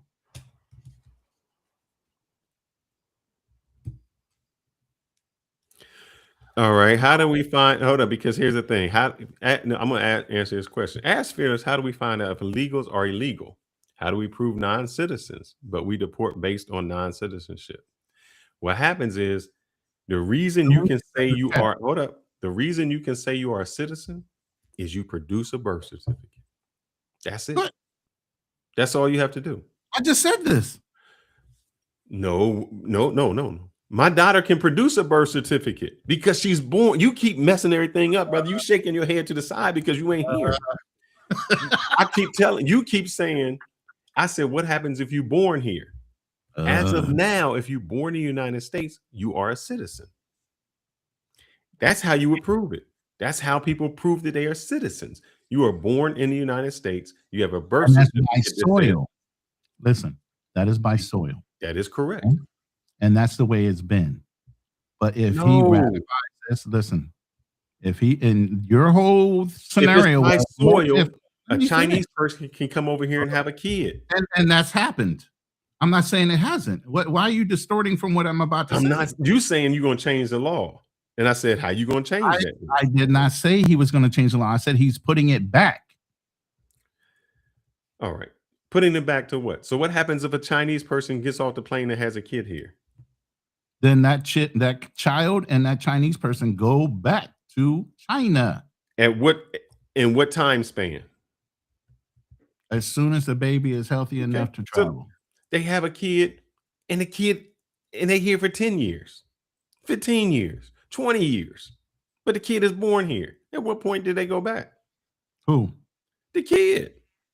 The kid doesn't have to go back because they're a United States citizen. Oh, it's the mother that has to man. go back. You are contradicting yourself. You just said if a Chinese You just said if a Chinese person comes over here and have a kid, the kid got to go back because they're not a citizen. And I said when. Hold up. I said, and I'm going to repeat exactly what you said. I said when. You said at birth. I said, so what happens if it's not at birth? What happens if they're here 5 years, 10 years? Didn't you just change and said they citizens? Are you done? Are you done? Yes. What I said was. Anybody coming up in the background? Yes, Rico's there. Hold on 1 second, Rico. I'll bring you up. What I said was, and I've always said this the whole life, the child, because of born on soil, is an American citizen. I also said that does not guarantee the parent citizenship or give them citizenship because the child was born here. Okay. So that means the parent has two options, but because of humanitarianism, they made it an anchor baby choice where they said the parent can stay. But if the law was to go back, the child would still be an American citizen, but because the mother is Chinese, they both need to go back. And the child, once they're of age and can travel, is always going to be a U.S. citizen. That's what I've always said the whole fucking time. So the child's always going to be a U.S. citizen. Yes. But that doesn't make the mother a citizen. It never made the mom a citizen, man. But they're it staying. Never made the mom a citizen. Rico, do you understand what I'm saying, bro? I don't. I cannot believe this. And I understand what you're saying. So, as Ronan has correctly stated, the law, anyone born in America, correct. His interpretation. Yes. They're trying to reinterpret the 14th Amendment to its original intent. Let me be clear. The original intent of the 14th Amendment wasn't for the children of slaves. It was for newly freed slaves themselves, which included children. So basically, after the Civil War, because what they would have done if they did not give us citizenship, you would have had stateless people in America. Exactly. Believe it or not, that's exactly what happened in the Dominican Republic. They just did this experiment and they only made it worse by making their law retroactive, because up until 2013, where their Supreme Court changed their law because they had a form of birthright citizenship with all those people of Haitian descent. And the problem with it, by them making it retroactive, now you got people in the DR who are neither citizens of the Dominican Republic nor citizens of Haiti. Exactly. So in effect, and there's a couple of other countries around the world that did that. You create a stateless group of people with no document of no nation. So I definitely don't recommend that. But I think going forward, what they're going to try to say is, if they reinterpret it back to the original intent and we got to remember, these were Reconstruction amendments for the reconstruction of the country after the Civil War. That was the whole purpose of it. The 14th, 15th, 16th Amendment was specifically, all of these were slavery amendments, bringing the country back together, the North and the South, where they wanted to maintain slaves. And we said, okay, now that we have these people that you guys have to make free, you can't keep them on plantations. We have to bring them into the American society and give them full citizenship. Because other than that, they weren't citizens of wherever the lands they got stolen from, and we couldn't send them back and have those countries confer citizenship on them, so they would have been stateless. So this was what the original intent was. Somehow or another, because of the ambiguousness of the language, it didn't say only for slaves. That's how it got co-opted to and being inclusive of everyone the way that it was written. And I based on the text, like you said, Fearless, it could be read either way, but the intent I lean with what Ronan said. It was the intent was for newly freed slaves that were considered part of America. So now you codified and everybody in America now, with the exception of Native Americans. That's why I posed that question, because they still weren't citizens. So it was inclusive, but still exclusive. Exactly. So because they never intended it for Native Americans, it was written with the intent for newly freed slaves only. So let's say that's the intent.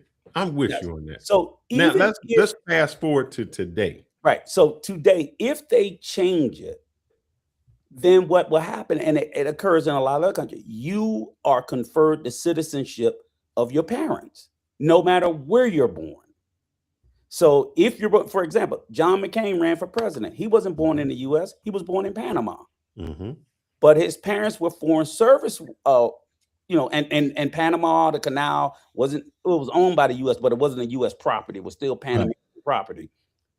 Foreign service, I don't even know if I'm saying it right, State Department. You're saying it right. You have kids and even service members. I got grandkids that were born in Japan on base. They were conferred American citizenship. I'm in agreement with everything you just said. Right, My question is, you said that the children are the so here's the deal. Hold up. Let me ask you. You said the children are the citizens of the parents. I got two questions. One, two parents from two different nationalities. What are they?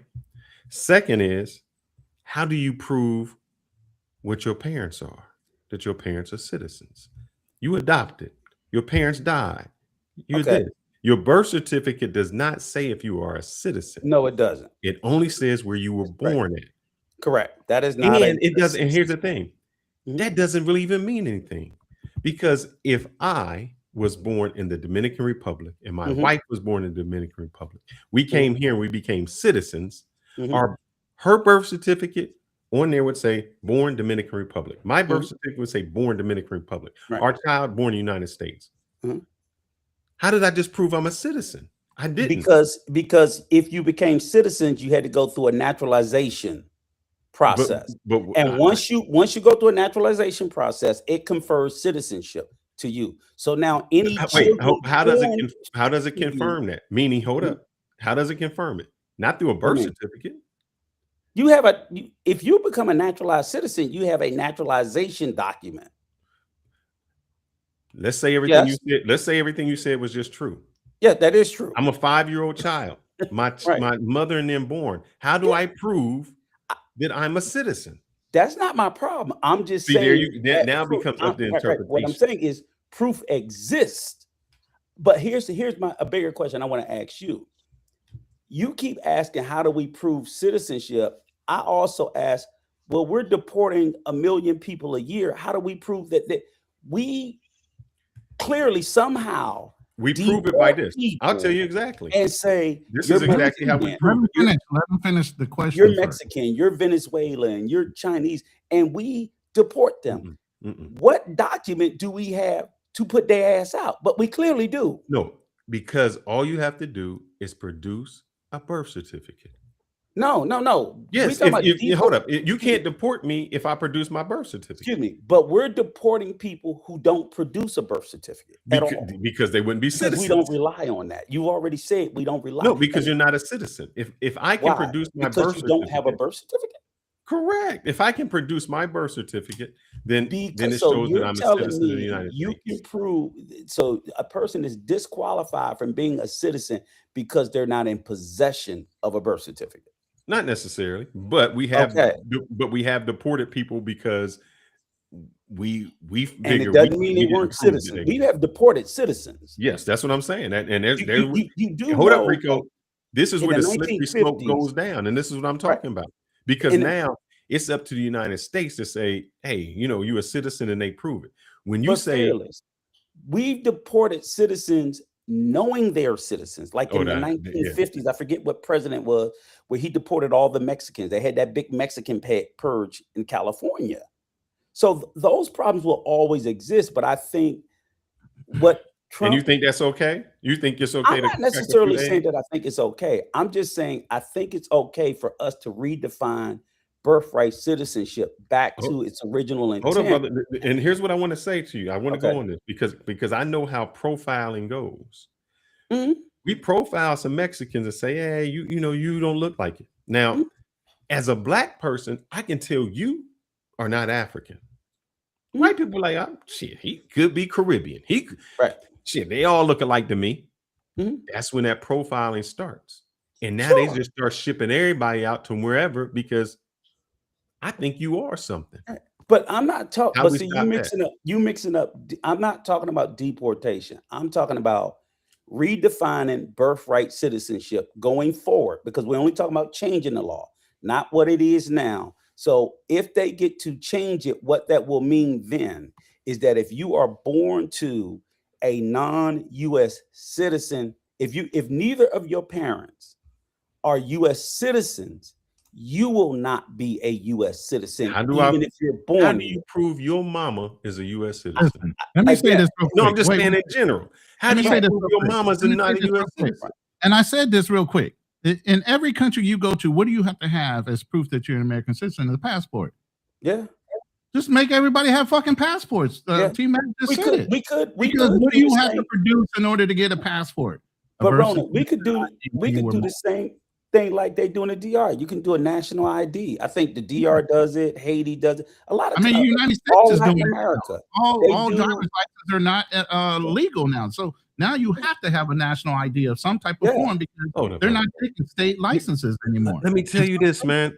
When I went to go get when I was 16, give me a second. Give me a god damn it a second. I know I got you jumped from 10 to 20. I don't think you ever was 16.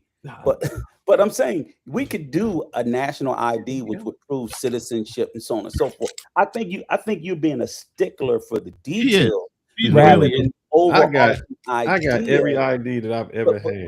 But fearless, we're not debating. Let me see if I got cover up my name. He keeps going past, let me make sure I got my name. He keeps going back You had past hair back then. Yeah, I had hair. This is my moped driver's license.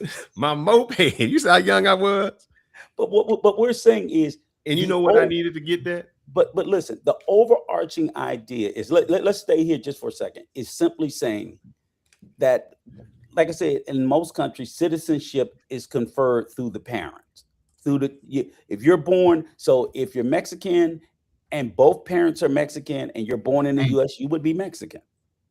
If one was U.S. citizen and one was Mexican, you would have U.S. and Mexican citizenship.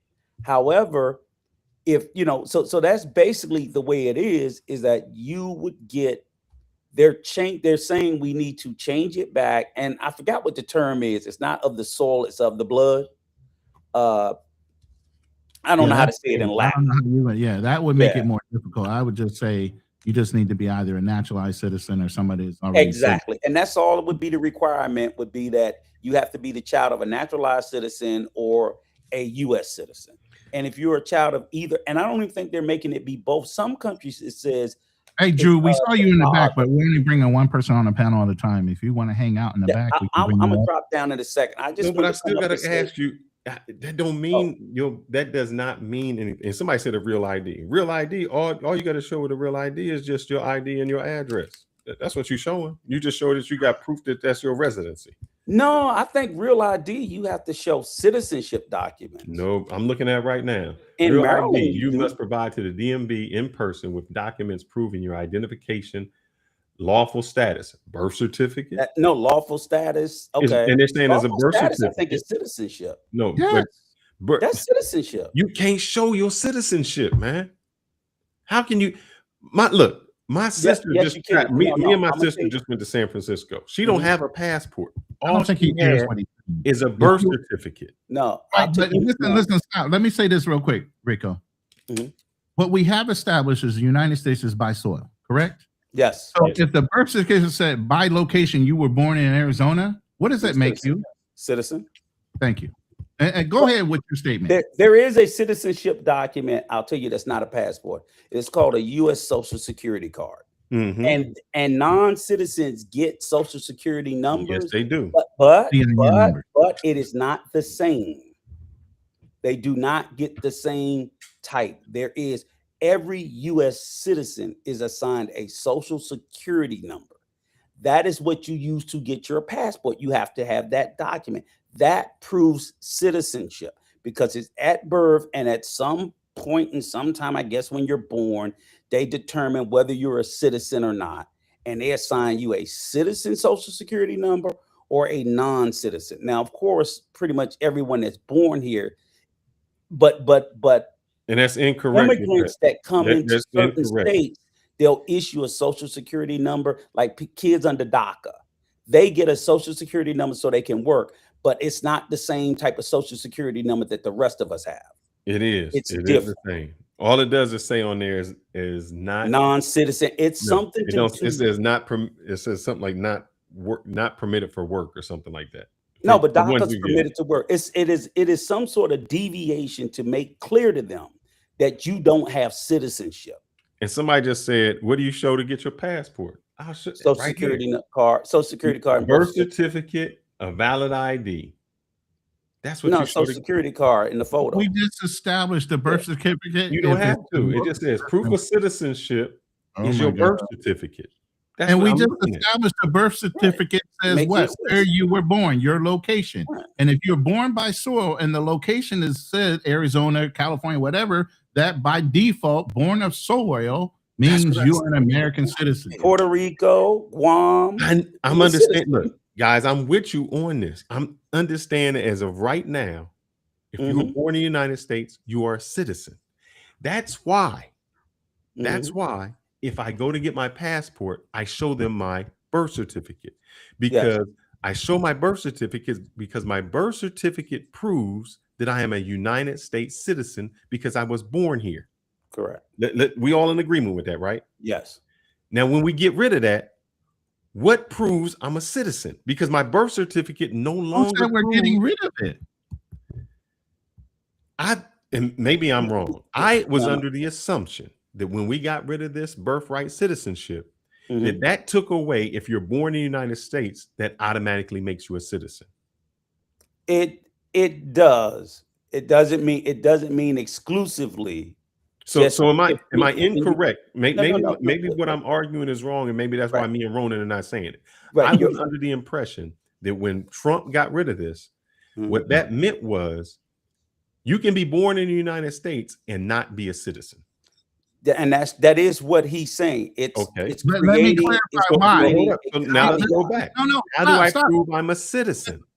Stop. Let me clarify that point before you go to the next question. Okay. Now, what you asked was if you were born here, that does not necessarily make you a citizen, right? And why would that be? Because your parents are immigrants and have not become citizens themselves. Because on the birth certificate, and T-Mac makes a good point, on the long form birth certificate, it asks the ID of the mother and the father and where they were born. Which means nothing. That means absolutely Ask nothing. what country you were born in on the long form birth certificate. What do you mean? Ronan, it means nothing because my wife was born in DR and I can be born in DR and I can have a child born in the United States and the child is a United States citizen. Because It doesn't matter where the parents are born. Why can't you understand that? It doesn't matter where the parents are born, it makes you a citizen. You're conflating and confusing. No, I'm not. How do you prove you a citizen? Right. What I Well, asked you, you born said is here where you by hold up. soil. I said, how do You're you on prove you a citizen? soil. You're on soil. How many times do I have to say?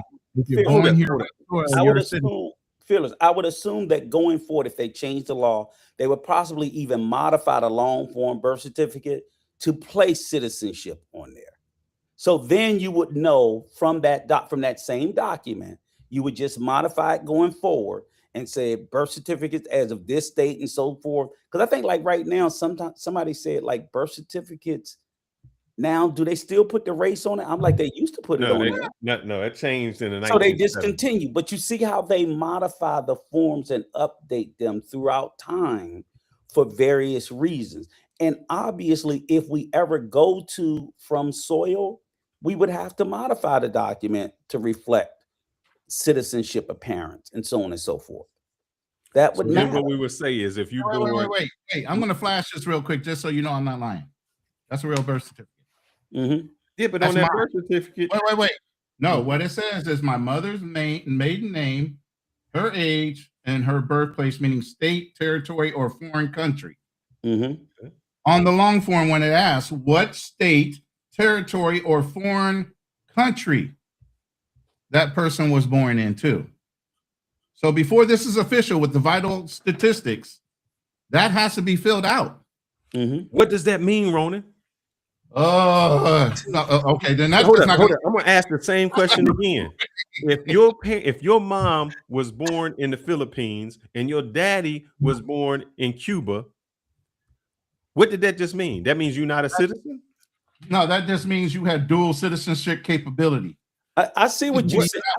I see what you're saying. It could mean that they were born there. They've since been naturalized. It could mean a lot of things. The birth certificate does not tell you if you're a citizen. Hold on, let me rephrase this. The reason the birth certificate tells you you are a citizen, because of right now, if you are born in the United States, you are a citizen.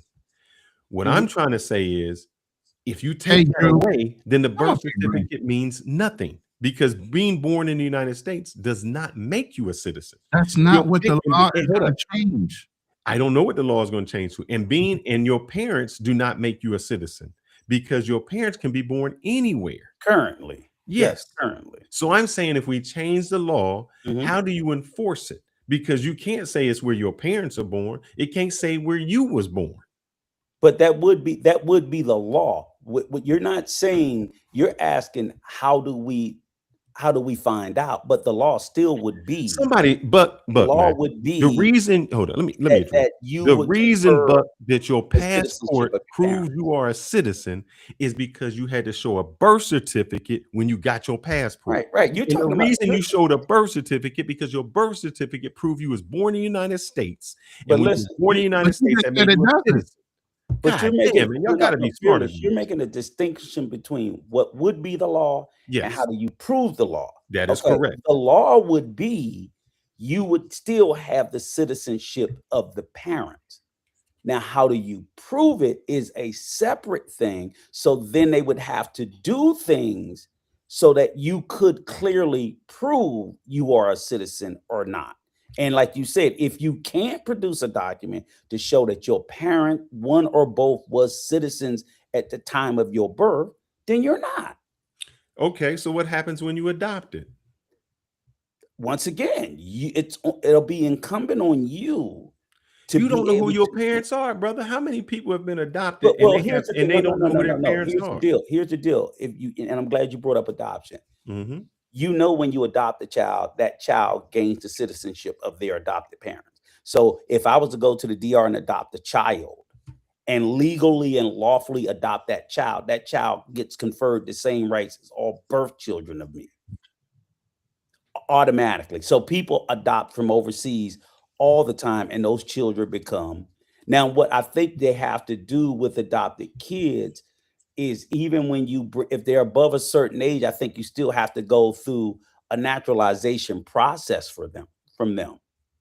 But that child is legally and lawfully your child, because there has been some cases of adopted kids, I think like from Korea and places, and grew up here, and they never finished up the paperwork, got in trouble, did something wrong, and then got their ass deported. What if you never after adopted? 20, 30 years, didn't find out they didn't get, parents just didn't finish the paperwork. What if you never, but those people, but the thing is, those kids was never born here. Right, they were adopted. I was speaking to adopted, like you said. What happens if you never get adopted? You in a group home. Like I know people that never got adopted and they just stayed in a group home. In the U.S.? Yeah. They're U.S. But we're talking about citizenship. Well, what I'm saying, you born. Okay. You're not adopted. Okay. You know, you get dropped off at the fire station. Right. You're not adopted. You just staying in the group home. What are you? Well, first of all, at some point early in the process, they're going to have to figure out whether or not, if you grew up the entire time in a group home and they don't know who the hell your parents are, I'm pretty sure by then they've just assumed you a U.S. citizen And because at that point they can't prove you're not. But see, I'm glad you're saying it's that. always What messy. I'm saying is, do you see It's how always messy. ambiguous this can be? Yes, it's ambiguous now, but we still have the law. It's always messy, but the law still can be put in place to say, written, you must be a naturalized, a born child or a naturalized child of naturalized U.S. citizens or U.S. citizens. They wouldn't even call you birthright anymore. They would just say U.S. citizens. And again, like I said, when they did the 14th Amendment, they conferred citizenship to newly freed slaves. So that means naturally every child and generation thereafter has citizenship because they gave it to the first generation and that's all they had to do. And everybody that was born thereafter would have the same thing. And I want to make this distinction. I just heard this maybe 2 weeks ago. There is a difference because what this person was talking about was who can get deported. A person born here cannot get deported. A naturalized citizen can get deported. Yes. Because there's certain rules that they need to follow. Right. Like if you were born in France and you are, and because it's something like you have to be in the United States for so many years, it's some law, it's a number of years or something. And because there was a gentleman who was born out of the country and he didn't satisfy the years that he needed to be here. Be there and and he wanted above to a become certain citizen. age, Correct. and things like that. And you know the difference is one is so just to let you know, natural is different than born here. Because one is called constitutional citizenship, which is birthright, and the other is called the naturalization. Congressional citizenship. Correct. Naturalized was by Congress. Congress created the INS, Immigration and Naturalization Act. It was an act that was created to give citizenship. The Constitution gave people that were born here citizenship. So that can't be removed. The other can. So you can kill a motherfucker, whatever. They can't deport you. They can lock you up and then they got to let you stay here. But the congressional one, you can do certain things, treasonous, traitorous, so on and so forth. And you can lose your citizenship. And you can lose your citizenship by either way by doing certain things like renouncing your citizenship, joining a foreign military. So if you want to take your ass over there and join the Foreign Legion, you can. So you gotta be careful. But for the most part, I don't know why this is so hard. Do you know, Ronan? No, I don't. I'm confused. It just concept is not that difficult. Yeah, I for the long. Where did he go? Oh, wait a minute. Oh, my bad. I'm sorry. Why did you get kicked out? I got Spectrum. It's been acting up all day. And this is, you know why it's so difficult? I think that was the internet gods. It's so difficult because of this. When you leave the police or someone like that up to try to interpret the law and prove what you are, that's when they just swoop everybody up. And they say, we don't think you are, we don't think you are. And it becomes, we just don't think by the way you look, by the way you sound, by the way you talk. And then no matter what you produce, doesn't mean anything. You can't, and it becomes, no, you got to prove to us. See, usually the burden is on the United States to prove you wrong. But now if they change it, it's going to be up to you to prove who you are. And that becomes the problem. So you're basically saying this is going to open up Pandora's box. Profiling for everybody. Oh, yes. But do law enforcement officers have the right to presume that you're not a legal citizen, or is that the job of ICE? Let's get into who's administering this. It doesn't matter. That's what they do. What do you mean? You can be 100 miles. How many miles? You can't be stopped and just say, "Oh, we think you're a foreign national," so we stop you. You can be. How many miles? You know how many miles you can be in the United States and still get stopped by the Border Patrol? But see, here's the thing, though, Fearless. What you're describing this apocalyptic scenario that's going to occur. And the reason why I have to push back on it, because all these other countries that have, citizenship by birthright, they're not having any apocalyptic. Like I said, I'll go back to your wife's country, the most recent country we know that reverted from this form to the other form. Now, was it apocalyptic for a while? Yeah, absolutely. And I think more so the bigger issue they had was they made theirs go retroactive 80 years instead of just saying effective today, 2013, when we changed the Supreme Court, we're no longer having it. That wasn't good enough for them. They took and made it go all the way back. So it was a very bad time with them. After so many years, they gave Haitians an opportunity to get their documents. Like, get their documents from fucking where? They've been in the DR all their life. They can't go to Haiti. And there is no documents there. They weren't born there. They never lived there. Half of them only speak Spanish and so on and so forth. So they put them in a hopeless situation. So their situation turned out to be as bad as it did by the way they implemented the change in the law. I'm hoping that no, do not make it retroactive. Change it, make it effective going forward. Because it still will be messy, I agree with you, but it would be a lot less messy rather than saying, oh, we're going to make this retroactive back to the last 100 years. I'm like, now you're talking about stripping citizenship away from people that you already gave it. I don't want to see that. Now you can say, okay, we're not having no more anchor babies and so on and so forth. That's fine. I'm okay with that. But the ones that already got it, it absolutely would be a disaster. But you know what this stops? This stops. The reason this stops a lot of stuff. I know there ain't gonna be no more midwives. You can't have no kid at home. Ain't none of that. How you gonna do that? That means that means the government really is involved in everything you do. But there's some positive. You know, there was a whole pregnancy tourism industry that exists. There still is. There still is. Yeah. Even on the West Coast, China is flooding us with pregnant women that they send over here to have babies. Exactly. It's a huge that'll stop. Russia, European nations, all of them are flying over here to have babies. Africa, everywhere. And the hopes is I have that anchor baby, they get to a certain age, and then they'll take and sponsor me. What you talking about strictly? He said light-skinned black people who looks Hispanic will be yeah. But that's what I'm sitting there saying is it would put us more in a line with more countries. Because it shocked me when I found out like Haiti doesn't have birthright citizenship. I'm like, are you serious? They have it in their constitution. Matter of fact, they have in their constitution. They have a lot of weird, wild shit in their constitution. So a lot, and I'm not picking on Haiti or the DR. Those are just the two countries I'm most familiar about with their citizenship law, because I actually learned more about Haiti after reading about what the Supreme Court decision in the Dominican Republic did. So going deep diving into that and seeing what they did, that's how I trickled over to that. And then all these other countries, and I'm like, a lot of them don't have it. And a lot of them have very big restrictions about who gets to be a citizen in their country. Mm-hmm.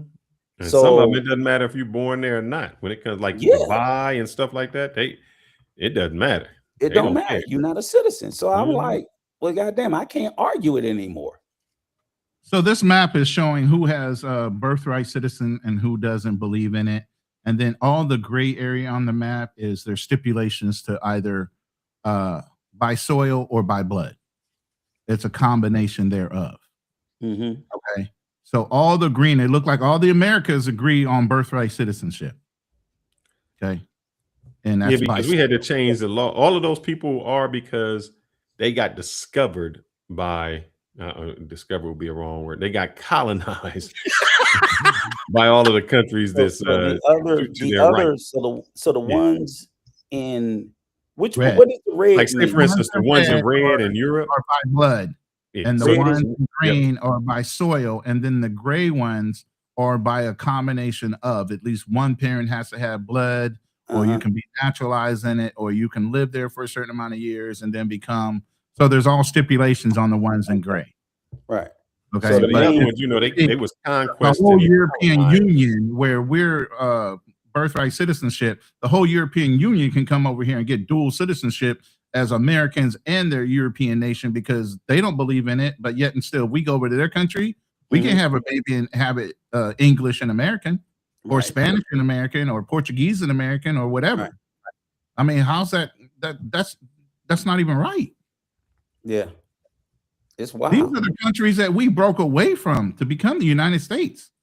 They have more rights coming into our country than we do in theirs. No, they don't have more rights. We have more rights. But Well, what I'm saying is they can come in here and they have those freedoms. We can't go to their countries and say certain things and we don't become a part of their country. But I also understand how we got into this dilemma too. Yeah. Because we got to realize America is one of the youngest countries that currently, we're not the youngest, but we're one of the youngest countries. And did he get Spectrum got his ass again? Yeah. So Yes, killing us. a good thing about that, one of the bad parts of being so young, 250 years was, believe it or not, America's was built by, basically in the beginning, we were begging for people to come here. So we were a nation of, we were begging for people, when we were building the country. You know what I'm saying? I mean, of course we were begging for them all from Europe, but in the beginning, America was looked at. Give us your poor, your humble, your America was deemed, when America was founded, we were the shithole of Europe. Europe looked at us like a shithole. They just did. They need to. Australia, they need to come in here and shake his ass awake a little bit. Yeah. ICE needs to come and get fearless. They really looked at us that way. And then, we became the shining star probably after World War II, really. Because even at World War I, we were on par with Europe, starting to get on par with Europe. But after World War II, we dropped our nuts.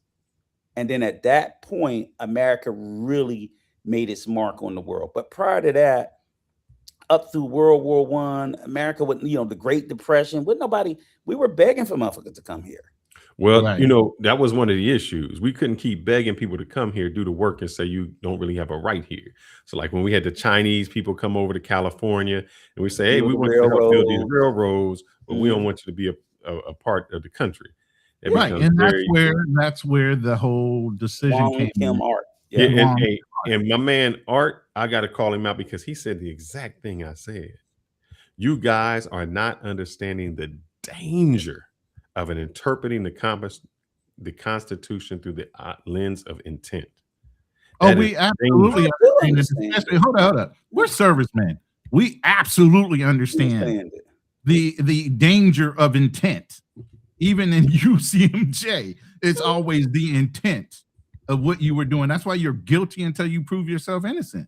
So my question is this then, what do we do?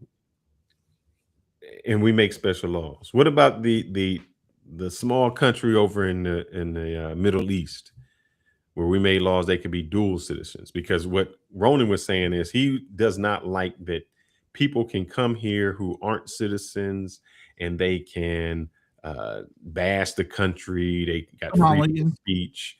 And he says, and you said something to the fact that if you are not what was your word? If you're not loyal to the country, why are you here? If you don't have loyalty, are you going against it? Well, and I say they can say that about black people all day when they say, "Oh, well, if you don't like this country, leave." Well, I don't stand on that because I know we have disloyal citizens. So what the fuck are you gonna do with them? Here's the thing. You know what I'm saying? Correct. Let me say there's a distinction. Okay. I didn't say American citizens don't have the right to speak up about what their government is doing and do not do. Okay. What's going on is immigrants are coming over here saying how much better that Black Americans could do if we overthrew our government and This is some of the things that are going on in these FBA / African conversations where they're coming over saying, and you'll find this out even talking to your Frank Zanu, which we're trying to get hooked up with. He has that belief, and he's from Benin of all countries.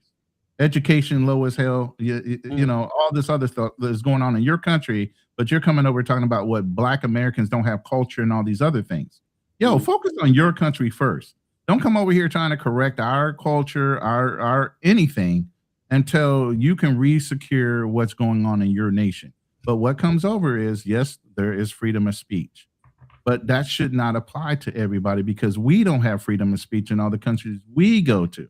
We can't speak on politics and other things in other countries. Why? Because we do have freedom of speech. So does some of these other countries. You can say whatever the hell you want in the Philippines. But if you're a foreigner, you can't speak against the government. Yeah. You get what I'm saying? So there's limitations even in freedom of speech is what I'm saying. But for some reason, we turn a blind eye to the fact that they're an immigrant or this, that, and the other, and allow them to say whatever because they have that right. To a point, they have that right. You still need to show some kind of loyalty and appreciation for being in this country without speaking against his laws or whatever. But see, to me, it's a little weird. I don't know if loyalty is the right word for it, but I do know in a lot of countries, you can't say shit out of pocket. You know, like in Thailand, you can't say nothing about the king. You can't step on money. You know, I think our issue around freedom of speech in America is we got too fucking much of it. We just got too much of it. Whoa. Now, Felix is going to get you for that one. Everybody. What I'm saying is, but I'm not caveating it between. You got the voice police. I'm not caveating it between citizens and non-citizens. I think we just have too much freedom of speech where we just say all kinds of shit. You know, even U.S. citizens. And the only reason why I say it is, I in one breath, because I don't think we're responsible with our speech. We as Americans, we are proudly fucking irresponsible with our speech. We want the freedom to say whatever the fuck we want and not be held responsible for nothing I said. We want to be able to damn near. The president had the freedom of speech to cause a fucking insurrection and not be held responsible for it. That's the level of freedom of speech we have in this country that I find to be troublesome. I shouldn't be able to stir up motherfuckers to do shit like that. And it be perfectly okay, but it is in America. And I think it is for anybody. And I just think in America, we got too many fucking idiots to have that much power. We got too many stupid motherfuckers in this country to have the freedom that man had. Now, he was one particular person, but anybody in America could do that. And if you could rile up people up enough, if you're charismatic enough to be able to rile people up to do that shit, I think the problem is in the power, not the person, because we are a country of fucking fools too. But we have some fucking once idiots. you put that line up, who makes that determination? I don't know. And so that's why I say I don't have the answer. To me, it's just an observation of a problem. I guess I look at it from when I look at, and it's really weird because then it's like, well, what drew me to this conclusion is actually seeing countries that have more repressive rights. And I'm like, well, they got less problems. You know what I'm saying? But they have far more repressive freedom of speech rights, but they don't have insurrections and uprisings and shit like that. And that's a more calming thing as well. Because you want hit the like button. I know I got a hacker in my room, but hit the like button if you're in the room. You want your freedoms, but you don't want the chaos and all the shit that comes with it. And in America, I'm scared we're gonna burn this motherfucker down one day. I really am. I'm afraid that it's gonna come from within. It's not gonna come from outside. We keep looking outward. I think it's gonna come from inward. That's what scares the shit out of me. It always comes from inward. Yeah. So that's my only diatribe against freedom of speech. It's like we gonna let the motherfucker do it. We gonna watch him burn it down. Yeah, but that don't scare you a little bit. Did you get your question answered yet? Can we move on from this rudimentary question?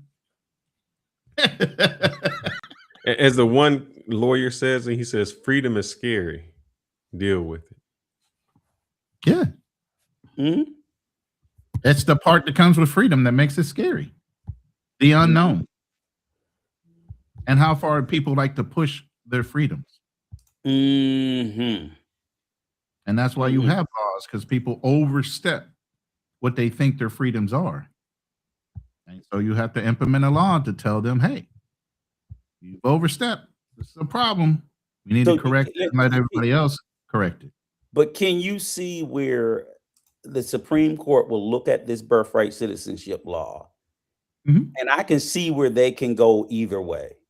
That's the part that gets me is I see the ambiguousness enough in the written text that they could say it was meant for this or this. That's Here's the thing. my Let problem me is say that this. enforcement. Let me say this. Intent or not, we're not saying you can't immigrate into the United States. Mhm. We're not saying that you can't be citizens of the United States. Mhm. Basically, what this is saying is come in the proper channels, put in your applications, wait your time, stop trying to force yourself in here, Mhm. and we'll get to you. Because can you not see the massive amounts of it being even if the intent was to say anyone born on soil is a citizen, even if you landed at that place, right? And imagine let's pretend we're three of the Supreme Court justices. Even if I say I want to uphold that, I know the intent.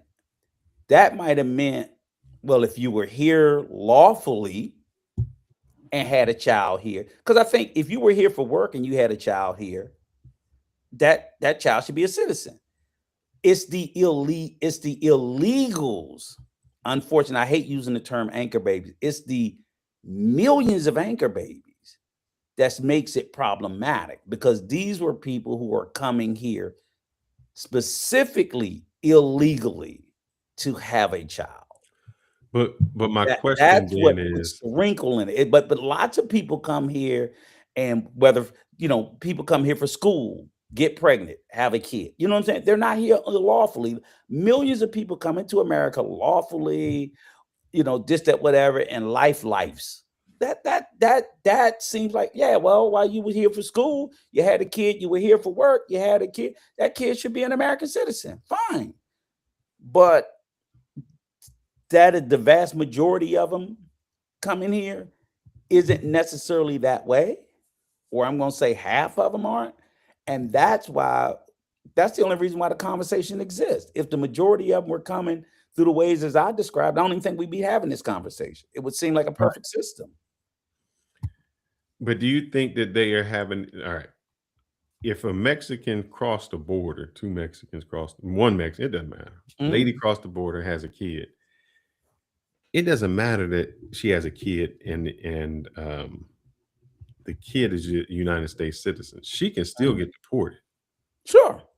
They can, and I've seen it happen where a woman been with a dude for years, and all of her kids, he's the citizen, she's not, and they have kids, and they deported her ass back. Yeah, they're doing that now. Yeah. They're currently doing that today. And they ask you, do you want, they'll be like, fearless, we deporting your ass back to the DR. You want to take your child with you? And you say yes or no. And they'll ask you specifically, do you have a family member that you want us to leave him here with? Or they going to CPS? Let me put it this way. 7 years ago, when I played that first news article, and they were just talking about through Axios to President Trump about doing this when he was the president then, and the hypothetical of what that means. Has the country gotten better or worse by allowing more and more immigrants to come in here in that 7 years? And what do we do to prevent it? Yeah. So what do we do to prevent that? What do we need to do to lock that down? You need to start tightening up on the liberal ways that we allow people to come in here. Oh, wait, hold on. So I need definitions. Definitions. You say y'all on this, and I ask you to be specific, and you don't do it. No. So what do you need a definition on? First, let me give a shout out to T Mac for the $10 cash app, brother. That is great. Oh, hold on. I'm not checking my cash apps. Hold on. Go ahead. Second, you just made a statement, so I need you to validate that statement. You said the country got worse, and then you equated that to the immigrants. So I need you to tell me how the immigrants made the country worse. Okay, first of all, you got the Somalis in Minnesota. You got Venezuelan gangs in Chicago and in New York. You got a whole bunch of shit that's going on because they opened up the floodgates in the last 4 years with Biden and allowing a lot of these immigrants to come through the border and phenomenal numbers, that now cities are overwhelmed and can't support themselves. Now, when Trump started cutting off access to certain benefits, now it's becoming even worse. So, I mean, I can say the Somalis, but I don't know where. You don't know about the Venezuelans? Yeah, that's Hey, still right a there in small Chicago, minority. isn't that your town? That's still a small minority of the people who are doing it. Well, I would say this, and I do want to be clear with this. Even if they change birthright citizenship, poof, it's gone tomorrow. I don't think that's going to necessarily decrease the number of immigrants still trying to come to America. Correct. Because obviously they're not coming here just to have a baby. They're having the baby here in hopes that that will anchor them to not leave. They're coming here for better economic opportunities. Correct. Period. So whether they have a baby and the baby's a citizen or not, they're gonna keep coming. I know several that done been deported and done been back 3-4 Come times. back. Right. Yep. They're gonna keep coming because they're coming back for better economic opportunities. The Correct. birthright citizenship is not necessarily going to decrease the drive for the numbers that want to come in here. Correct. We need to do a better way of managing the flow of immigrants into the country. And I think we should have, I mean, I get pissed off because they do this H-1B1 bullshit for IT workers. I'm like, okay, that's cool, but we do need farm workers. We need farm workers. Do a fucking program to let farm workers come in here. Because I know a lot of farm workers. And they don't have to do it the illegal way, because Correct. that makes the problem worse, I think, because then I think if most of the farm workers knew, okay, we could come in and we can work leave in back, the US I know a lot of 5-6 months, but Yep. I know every year I could get back in. I Yep. don't have to pay a fucking coyote Mhm. $5,000, $10,000 to sneak me across the border because they're gonna let me in. I don't have to do this. I don't have to do that. Yep. It would, You know, they have that in make it more California. manageable. But They I have know, that in I California. know some Mexicans, man. Mhm. And this guy I met in Kentucky, they was doing the tobacco farms in Kentucky, and they would start, and the Yeah. reason they call them migrant workers because they would migrate Mhm. from the In the south country, right back all the out. way up, all the way. Yeah, Working. and by the time they got to they do strawberries or something and Yeah. blackberries up in the north, and they would migrate up. Chicken picking farms, Yep. seafood Like I said, farms. I lived in California for almost 30-something years. California has this implemented. They have Mhm. farm workers that come up through Mexico. They work all the farmlands, the grapes, and everything else, and they work their way back. Because I used to sell them insurance. Yeah. It was only And they temporary didn't want insurance to when stay. they were here and working. No, they wanted to get their money, American money, and Yep. go right back across the border. Exactly. There wasn't no fucking problems. That's what Yep. I'm saying. I know this system works. Mhm. It's just how do you implement it and implement it properly? Obviously, California figured it out, but nobody wants to take a look at how California is monitoring it and allowing people in and out of the country as migrant workers. Yeah. Because Now, Let me part of shout it- out real quick. Well, you did your Cash Apps. Let me go ahead and shout out my Cash Apps real quick. Thank you, T Mac, for the $10 super for the Cash App. Thank you for your support of the channel and both me and Fearless. Bert Ross, nephew, thank you for the $5 on Cash App as well. Thank you. Go ahead. I was gonna say parts of the problem we know is also big business, Yep. because they kind of like to cheat illegal labor. Because If you Exactly. put one thing $1,000 fine Yeah. on everybody who hires an illegal immigrant, Mhm. and you say I'm charging you $1,000 per worker, oh, that'll get rid of it. You don't. You go after the worker and not the people who are Right. employing them. Per 'Cause worker per incident, because one Yep. time $1,000 fine ain't shit. They'll take Mhm. that loss. I'll tell you what Over was paying those stunned to normal me though was to find out in the US the number of not so much illegal workers, but underage. Mm. Minors. So like I think in North Dakota, a lot of these huge meat packing plants. You got Mhm. 16-year-old kids, they're working around sharp saws and shit. I'm like, you're not even supposed to be, these are things that you would get arrested if you had US citizen kids. They can't work in there. But and I'm like, there's a thing to me when you have a minor and an illegal. That's just telling me that you're trying to exploit. You want cheap labor because you can't outsource that shit to Mexico. If they could send the meat to Mexico for them to do it cheaper, they would do it. They wish they could outsource that shit, but they can't to another country. They can't. You have to do food production here in the States to sell to us. So what they want to do is they want to insource that cheap labor. They want Mexican labor wages to pay in the US because they can't send the goddamn meats and the food to Mexico. They wish they could, but they can't. And I just think that, it's just not enough attention paid to that to do anything about it. But and what we do is we spend all our time 100% demonizing the immigrants as if there's not another side of the coin, that yes, we do have a problem with illegal immigration, but there's another side of the coin, that what's motivating them to come here for these economic opportunities. There are a lot of these big ag companies that are enticing them. I'm like, I believe they sending messages down in Mexico. If your ass get here, we'll hire you. They're doing it because other than that, why would they break their neck to get all the way up to Nebraska and don't even know if they're gonna have a job? They know they're gonna have a fucking job. And They know they're somebody gonna said have they got fined, but I'm trying to look because if y'all remember, Hyundai had like 500. They Mhm. shipped over their Korean people, Mhm. and it was 500 of them, and I don't see that they got fined at all.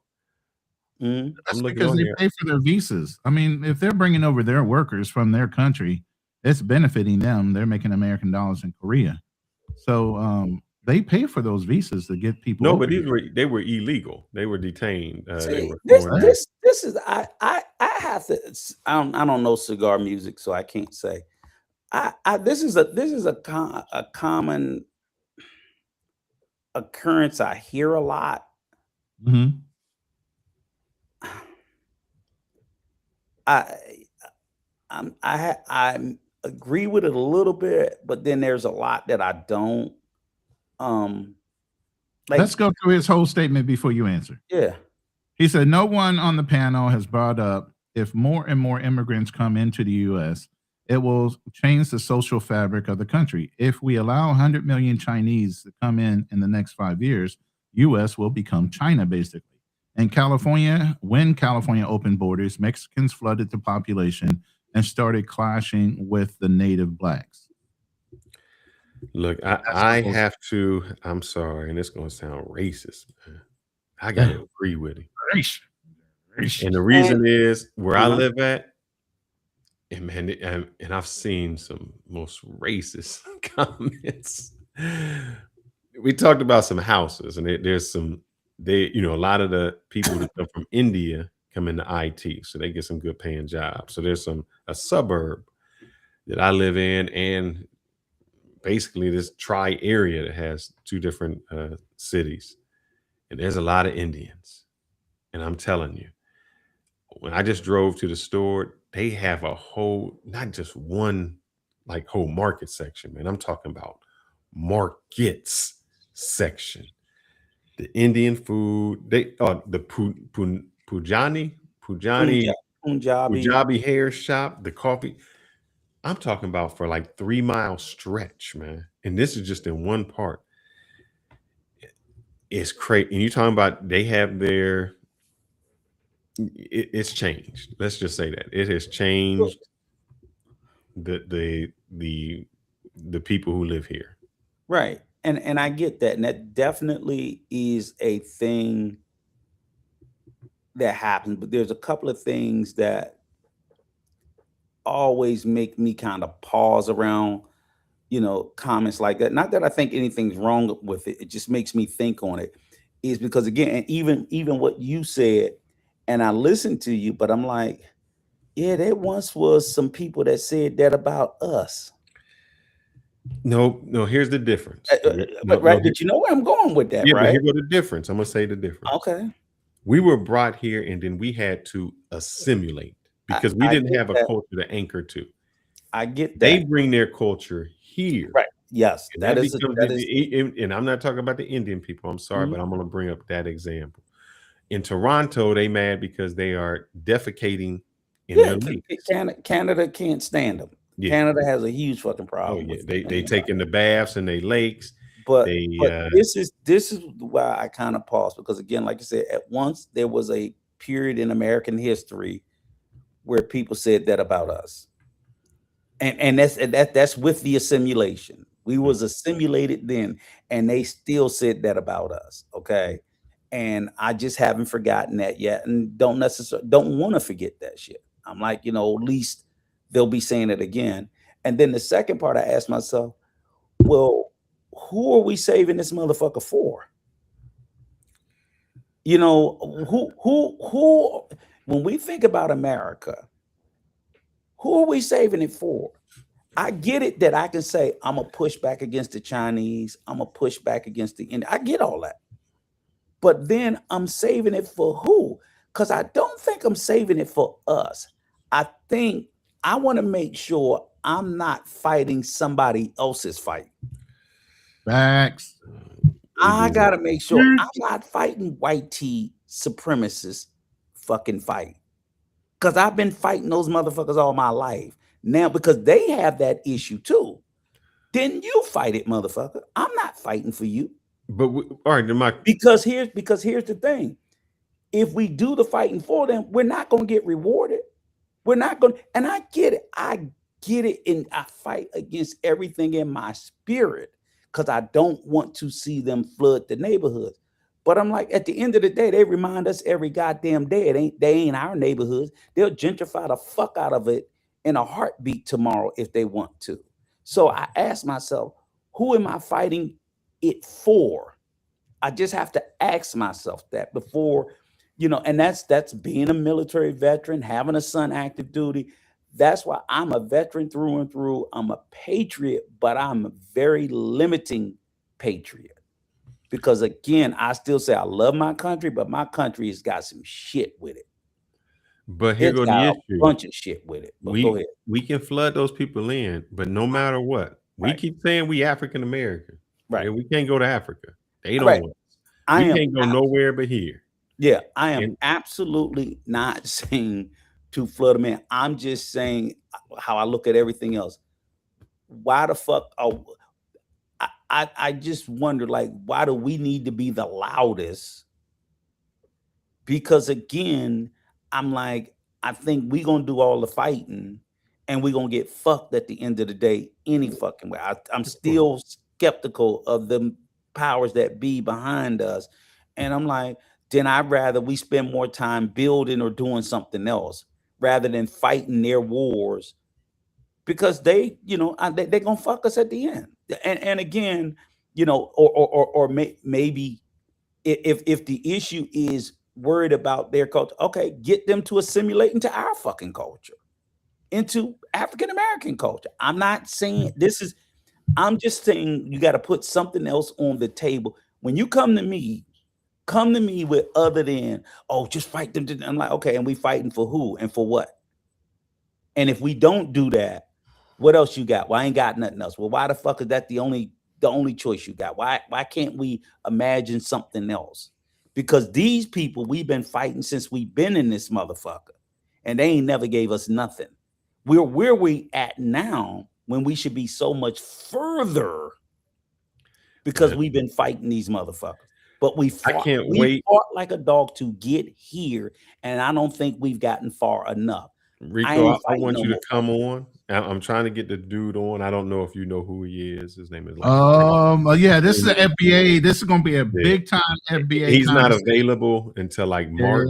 Yeah. So I really would like you to come on when he's here, because he contradicts everything you just said. Frank Zanu. You've heard basically saying, I heard him. I know who he is. Yeah, he basically saying that because we don't have a culture, not just a culture. We don't have a foundation. We don't have anything to what is our foundation? Because we don't have that, I'll give up one point that he said, and I don't want to get too far into it. He says the reason Nigerians or other people come over and they can do it is because they have like a foundation. They can come over here and really prosper, because in their country, in Africa or wherever, you can't be a comedian and be successful. You can't really be a musician and be successful. The only way that they were taught to be successful was through education. When they come to the United States, they get on the education. And then they look around and say, American blacks don't value education because none of the people that they look up to are educated. They look up to the rappers, the sports people, the comedians.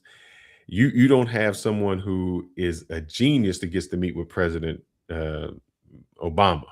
You know, he brings in like the criminals, right? He'll meet with somebody who, you know, was out of jail. So those are the people who we look up to. And as long as you have that element that is the success, we won't be respected. And one thing he said was a French guy invited some people over to his house and he said, I want you to tell me, you know, what is it that your people built that you use every day. And we as blacks could have nothing to say. When a Japanese dude said, out of every 3 cars you drive is built by people in my country. We have nothing that's built, but it wasn't invented by his people in his country. And we came up with the cotton gin, with the cell phone. We came up with the filament for the electric bulb. We came up with a fucking lot when it comes to America. Who is we? The American blacks. I'm talking about black inventors. Frank Zanu has said Zanu is delusional as fuck. I'll be clear. Let's not. I don't want to get too far off, but I really would like if I can get him on. He said sometime in mid-March. If I can get him on during that time. He's brilliant about a lot of things, but he's also misguided about a lot of things too. Exactly. So I wouldn't expect him. I would expect him to disagree with me. It doesn't mean I agree with he doesn't know as much about American black history as he thinks he does. And it's been several times people have told him things and he flat out said, well, I didn't know that. So I'm like, but you're speaking in depth like you do. So again, I think he's a very intelligent man, very educated, very scholarly on some things, and other things he don't have a fucking clue. But the reason I bring him up is to say, we as the black people here, we the people who are just the lost. We have nothing to come back to. I don't think we're lost. And I mean, we don't have a home country. This is our home. We try to identify this country. Yeah, we try to identify, oh, I'm African American, I'm this. Well, really, we just American. And the reason I say that is when you say, what are you leaving this to? We don't have nothing else to leave it to. But in reality, like you said, but that again, that is, this whole thing, and it's frustrated because, like I said, when he sat there, and I heard him when he was talking to the young lady about Haiti, and she was like, the African American has no culture. So I'm like, so what about the African Dominican? What about the Afro Colombian? What about their culture? Is you would not say that about an Afro Brazilian or an Afro Colombian. Why would you? If we don't have any culture, then you're saying they don't have any culture? He says that too. He said they have no culture. So, and in essence, what he's coming down to is most people of most nations don't have no culture. Yeah, and I agree with that. So that's what I'm saying. So what the fuck is the point? I also agree. I'm like, because when I look at it, I'm like, what is culture? Yeah. You make it a big deal that you made an emphasis that we don't have something as if others do. But then when you get down to the nitty gritty of what it is, we have the same thing that everyone else has. We all have something or we all have nothing. Yeah. And at the same time, even if you look at this guy, he comes from Benin. I don't want to jump into him too much. I'm not jumping into it. No, I get it because he's all over the place. To say no. We want to bring him on. Yeah, and I want to say that conversation to when he comes on. And I would love to talk. I would love if you guys, if I get an opportunity.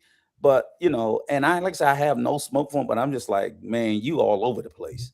Yeah, and he's very brilliant. I think he's brilliant, but he's all over the fucking place.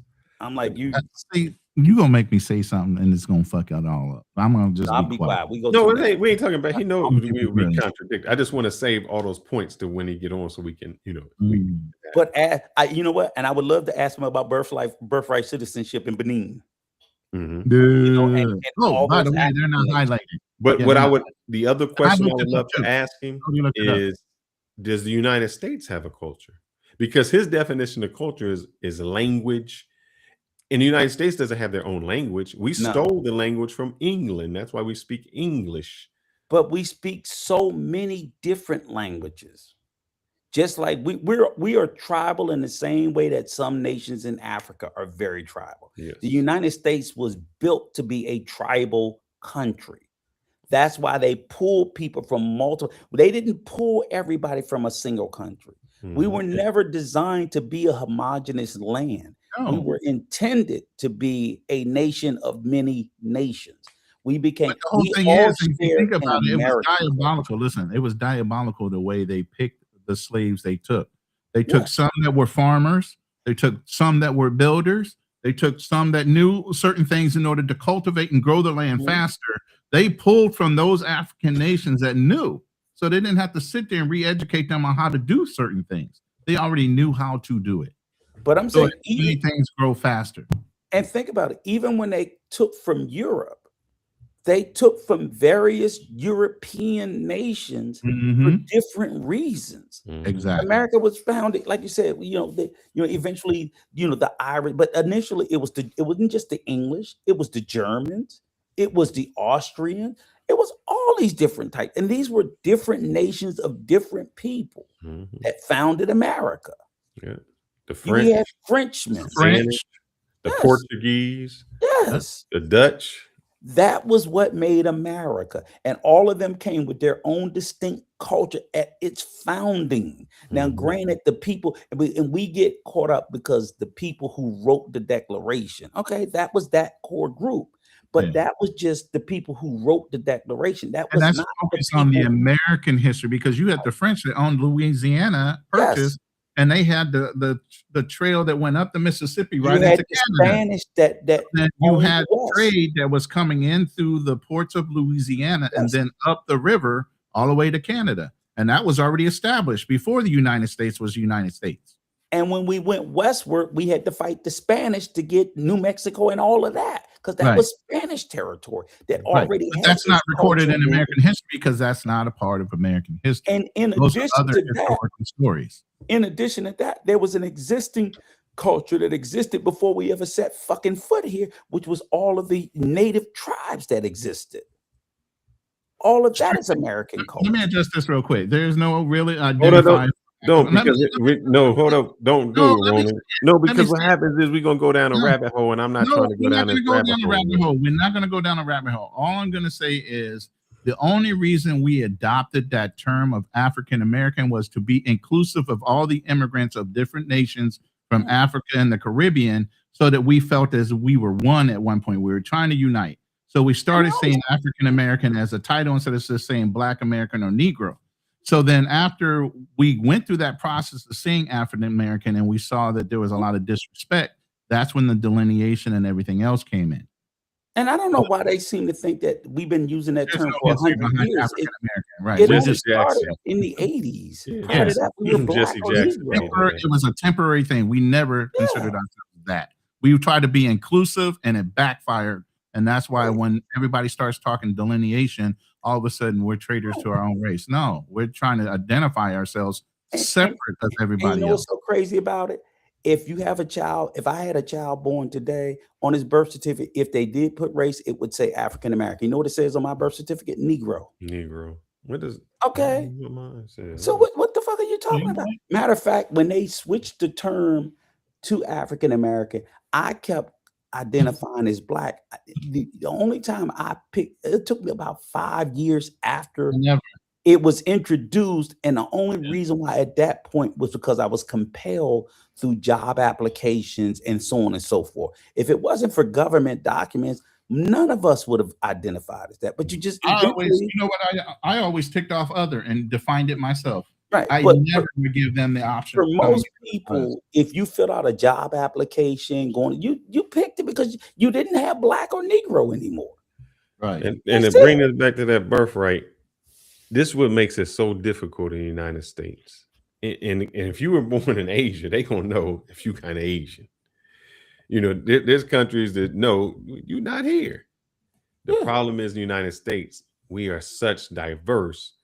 That's where the issue comes, where we like to pick and choose. And it's not even the illegal immigrants crossing the border that's the problem. It's the people that overstay their visas come on a student visa, tourist visa, some type of visa like that, HB1, and they just never leave.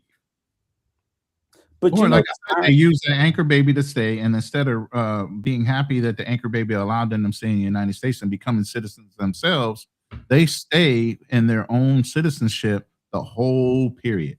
But you know, the irony of it is when you speak about that too, in particular, and this is another sore point that I think, which is what drives the conversation around birthright, is because again, you do say you have a Dominican American, a Haitian American, a Jamaican American. Typically, they come into the US, right? Because we're so fucking inclusive, right?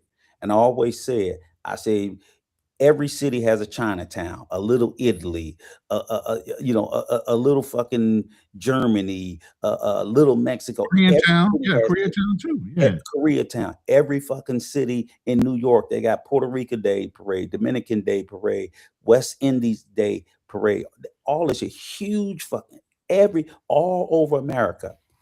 I have yet to be in the DR to see the American Day Parade. I have yet to see it.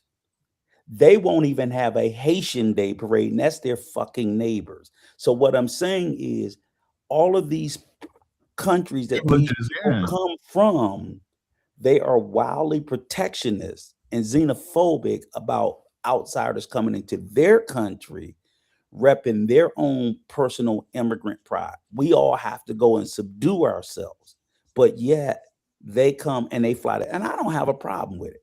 I don't have a problem with it. I have this one thing I say all the time, and I say it to this day, right? I know your lovely wife is Dominican, and that's a beautiful thing, but I always tell my American friends, when you go to the DR, do not ever adopt their culture. Not for 1 second. You respect it. You respect their culture, but you do not fucking adopt it because that is not who you are. I'll tell you this.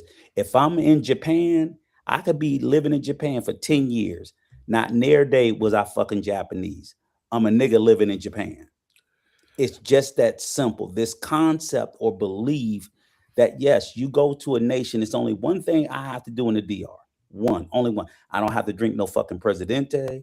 I don't have to dance no fucking bachata. I don't even have to speak Spanish. I must follow the fucking law. I'm gonna tell you this.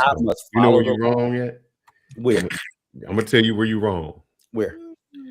You said you don't have to adopt the culture when you're there. Tell me about that too until you drive. And if you go there and you drive like an American, you're gonna get ran over, bro. That's not adopting the culture, though. I ain't never seen nobody drive the line for so long that I'm like, bro, you ain't gonna choose a lane for 10 miles. I don't drive here. Yeah. I have her father drive my car. I don't drive. There's no fucking way. Yeah. You adopt that, man, and you're gonna get ran over. You have to drive like them there. But when I talk about culture, I mean like, yes. And I tell people, I said, because you make a mistake trying too hard to fit in into what's not even natural. And I tell them like this, I said, okay, if you want to, and that's anyway, my wife's out in Latin America. You want to be Latin American? Okay, you want to adopt their culture. So when you go over there, make sure you start beating that bitch. Make sure you start, because I'm sorry, pause. But you know what I'm saying? I say, because see, these are the things we do not romanticize one thing, but you don't understand the totality of the culture. And while I love them, there are a lot of things that I find horrific about. Oh man, horrible. I can't understand how a trash can be right there, and you throw trash there. I'm like, what? And the trash can empty. Yeah, so it got plenty of room. Man, it's just. I'm with you. The way they treat animals. Okay. Crazy. It's crazy. The noise. The honking the horn all the time, or just I'm like, somebody announces, and they honk. Look, I'm with you, man. That's why. No, the reason I say it is because I was just there. We were just there over Thanksgiving, and I'm like the third person in a line for the light. The light changed, and then you know how like a fraction of a second somebody back there beeping. I'm like, bro, they can't even react fast enough to go nowhere. Where you beeping to go? Yep. They can't move that fast. And it's just that whole, it's the thought process. Yeah, and I get it. And I'm like, and I just tell people, like, no, that's the way they do it. Respect it. I don't have no problem with it. But I'm just like, that's just them. But here's what I don't like, though. Here's what I don't like. And which this goes back to birthright citizenship. I don't like that. I understand you can identify as whatever you want. But at some point, when you going to let that go? Meaning, if you born in the United States, I don't care if your parents are Dominican. You're an American now. Right.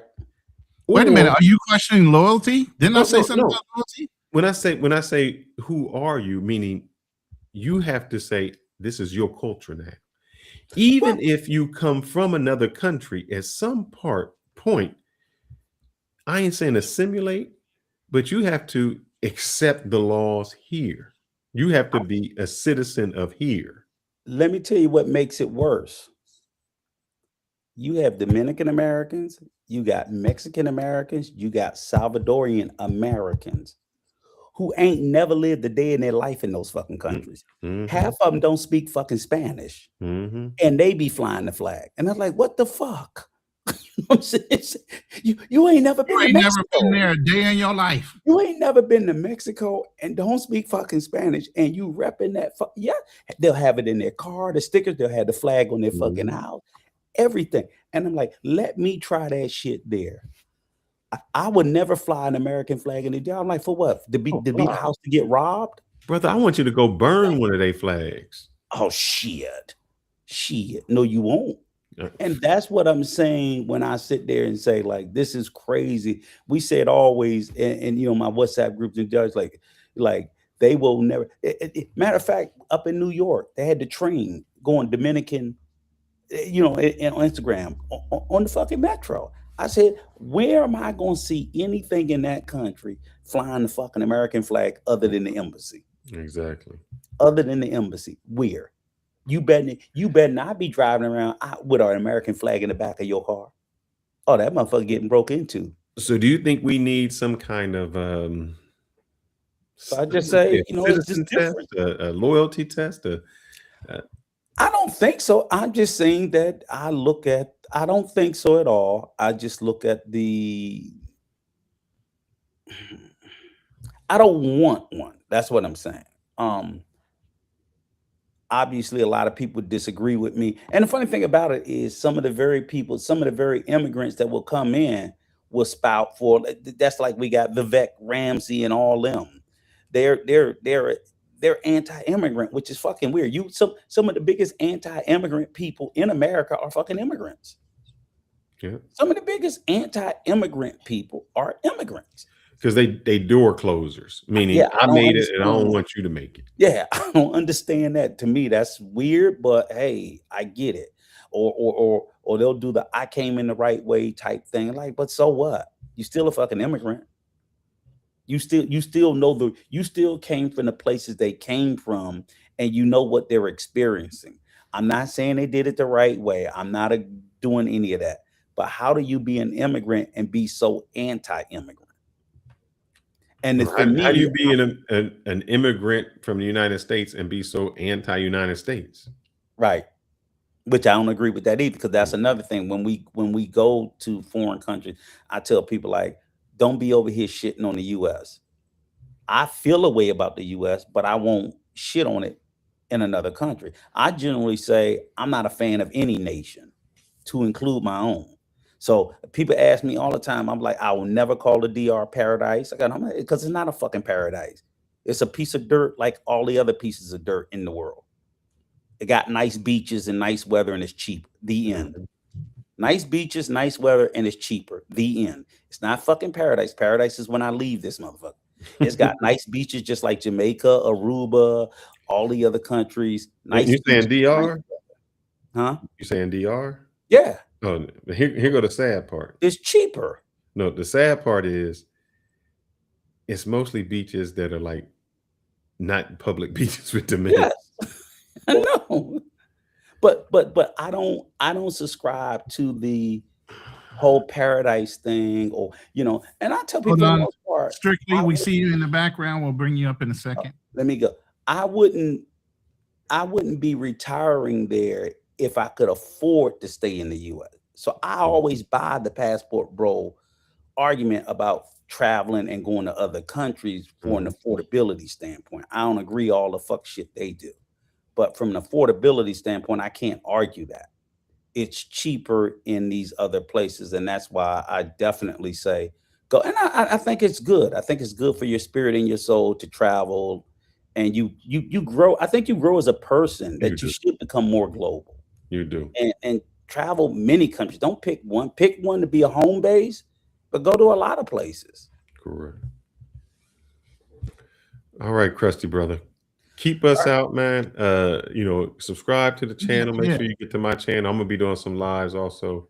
Just got your email, so we'll let you know when we get a hold of Frank. He wrote back. He just said he's busy until mid-March. So all right, cool. Well, I appreciate the conversation. And we might do a long with you because I have a lot of questions. So this gives you time between now and then to formulate some strategic questions for him. Definitely. All right. Thank you. You guys enjoy your night. Yes, sir. All right, brother. Appreciate you. What's up, Strictly? Are you there? How long are we gonna go, Ronan? Also, I know I said an hour. We're at 2 hours and 52 minutes. So you let me know when you're ready. Hey, Strictly, you're breaking up really bad. I don't know if you can sit still or where you're at, but it's real digitized.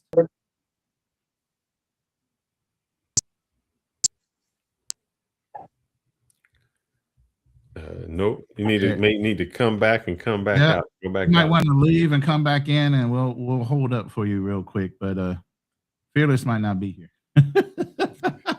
Don't keep I might close this room and open up a smoke room or after hours. That's what I'm gonna tell you.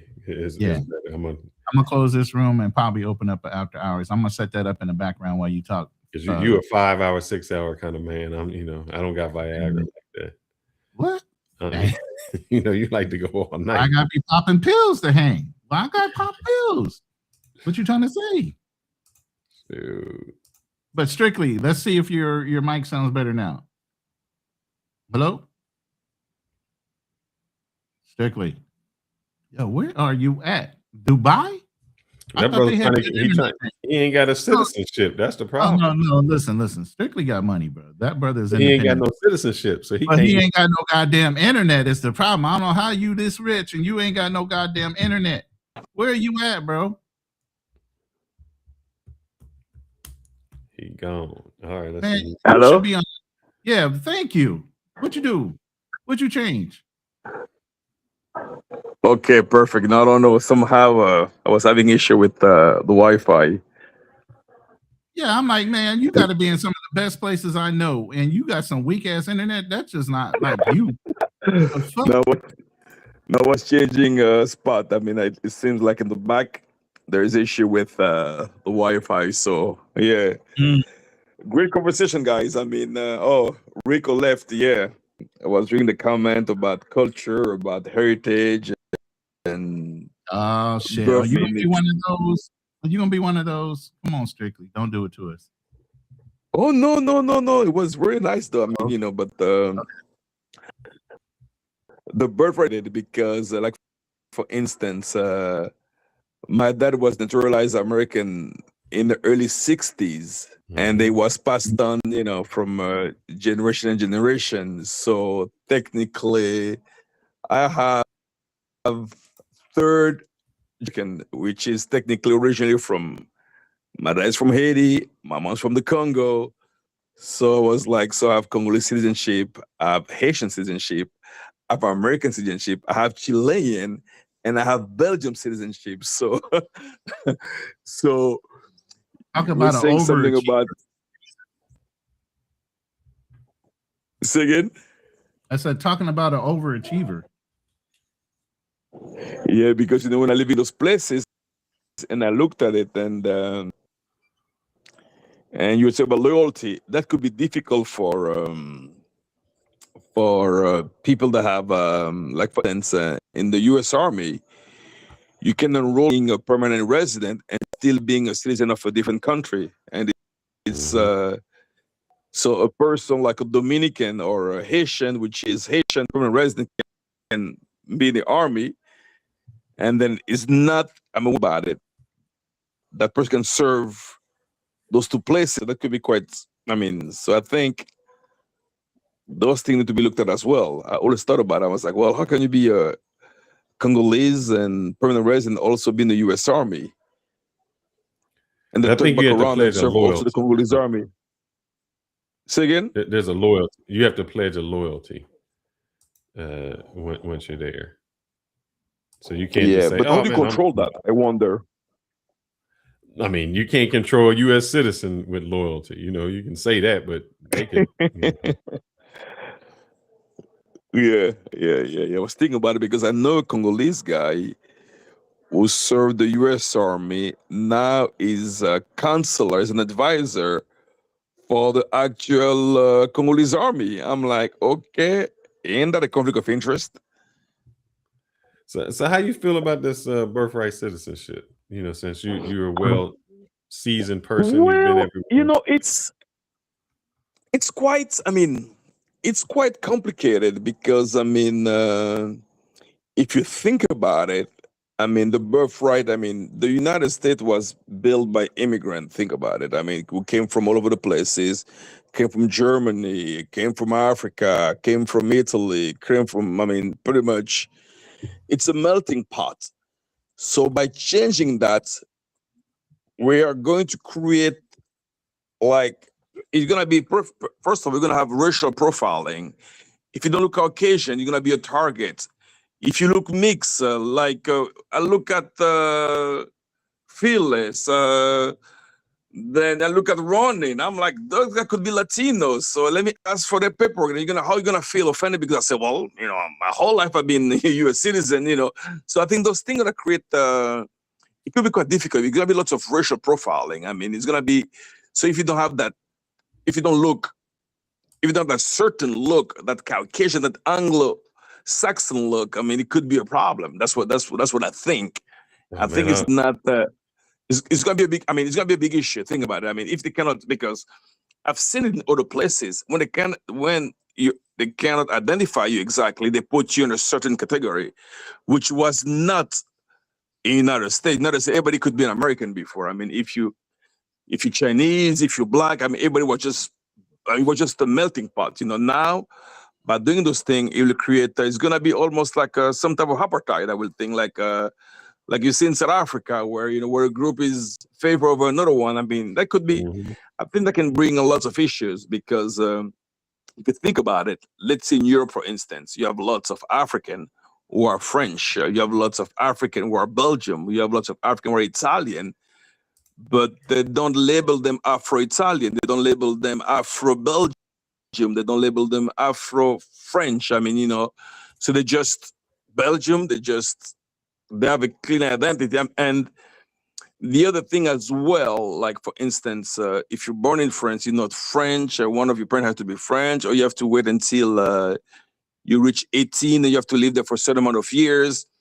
Those are the things that could be adapted. But France was always there. So is Germany, so is Italy, But the US was built by immigrants, so by changing the demographic, is going to be by changing that. The birthright law is going to change. It's going to affect lots of things. The person itself, mother came from about it, So I was like, I said, well, so where does he place? Where do we place his own family? So so if you look at it, it's a way of. If you heard it, it was also asking at multiple instances. Why we don't bring migrants from Denmark, from Swedish, So that's pretty much what the long-term goal would be, and I think it's going to be detrimental for those who don't fit a certain profile. That specific profile, like the Anglo. So that's what I think. That's why I say it. Because I've seen it in different places, and for years. Think about it. Since how long has it been since we? So everybody who was born in the United States was considered American. Think about it. It's been 4 years, and all of a sudden we're gonna change those things.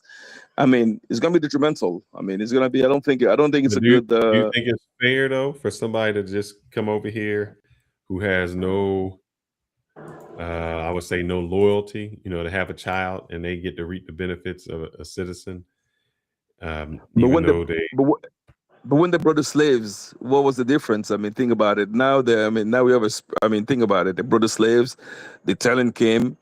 I mean, the U.S. was built on that. Think about it. So I don't think now all of a sudden, it's like forgetting our history. Like we never came from that. So at one time, we were brought there. I mean, not me personally, but I'm talking about that as in general. Brought there as a slave of the boat, and then we became citizen. All of a sudden, I think the U.S. has always been enough opportunity, and that's what makes the United States so special. Okay, let's take a look at. Let's give an example. Elon Musk is a naturalized U.S. citizen. So originally from South Africa, and then we have. Let's go with Steve Jobs, which dad was originally from Syria, who migrated to the United States. I met Steve Jobs' mom, and then Jeff Bezos, his stepfather is Cuban. I think that's what makes the United States so special. So by doing that, it's like it's changing the whole thing. I mean, we become what? The UK? But the UK, yes, you understand it was always there. So it's like, I think it just, I mean, I don't know. I don't think it should stay like this because he has worked for years and it's a land of opportunity. I don't think because, like, for instance, I mean, my daughter, she was born in the United States. She's American. She's in the Navy, and I looked at it. Well, it's beautiful. I mean, then I have cousins, I have nephews. So if it wasn't for that, they wouldn't have had that opportunity. So to me, I'm always going to be against it because I'm an immigrant myself. So to me, I will always defend that stand where that they should let people in and have because it was my dad's case. Are you an immigrant based on your great grandfather, or did you say your grandfather that was a American citizen? No. My dad in the early '60s exiled from Haiti to the United States from a dictatorship, and he became a U.S. citizen. And then after that, he was working for the United Nations. And he moved to the Congo in the early '60s, late '60s. Then he met my mother, and that's how I was born in the Congo. Then when it was time to go to college, did he apply for your citizenship while he was abroad? Yes, he did. Okay, so why don't you say again? Why don't you think you're an American citizen versus being an immigrant?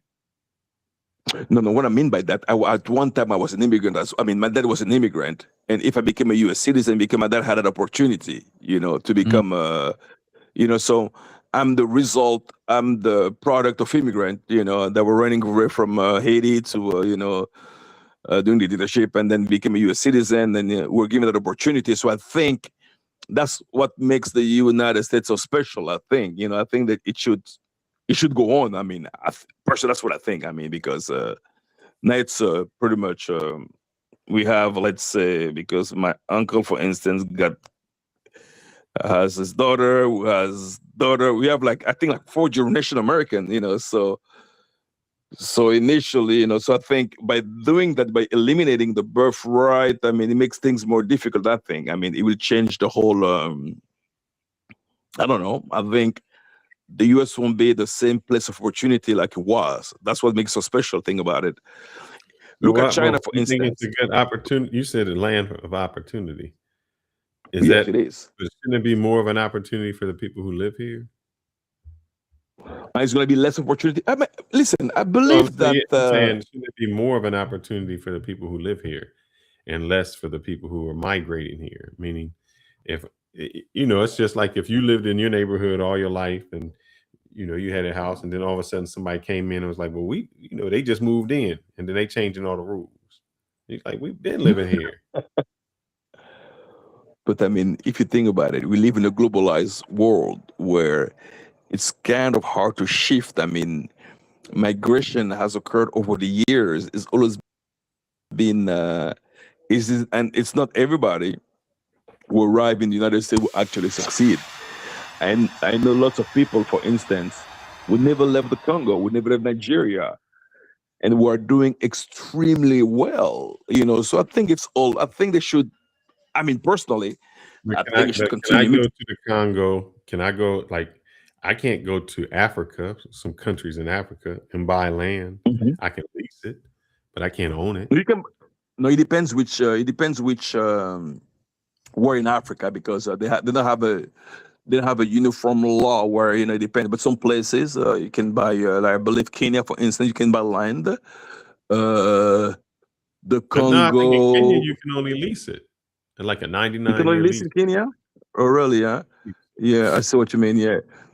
So, So well, is but that fair? I mean, it seems that you can come here, not you, yeah, but not specific to you, but people can come here, take advantage of the the system. laws, the housing, the system, uh, and I Yeah. can't do that in other countries. I can't go there and get on a welfare system.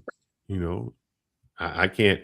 Look in DR. If you have a kid and you can't pay, or you gonna go to jail. You go to the hospital and you can't pay. You don't get released from that hospital without paying. Here, you can do all of that. That is a fact. Yeah. So you think that's fair What? that happens? Well, okay. Let's look at something first of all. We have to look at there's multiple factors that comes in place when you looked at it. The majority of, if you go to the Congo, for instance, the majority of mining company are owned by the US, the UK, are owned by the West. They're the one who control natural resources, and they make the rules. They find ways of circumventing issue by creating offshore company who buy land, and so it's more complex, the No, wait, issue. hold on, And hold on. Let me take back what you said. Repeat exactly what you said. Exactly. The Western companies I what? said the Western companies control all the mining industry in the Congo, for instance. Is They that owned is by the that the United? UK, Is but that the Western country's fault, or is that the Congo's fault?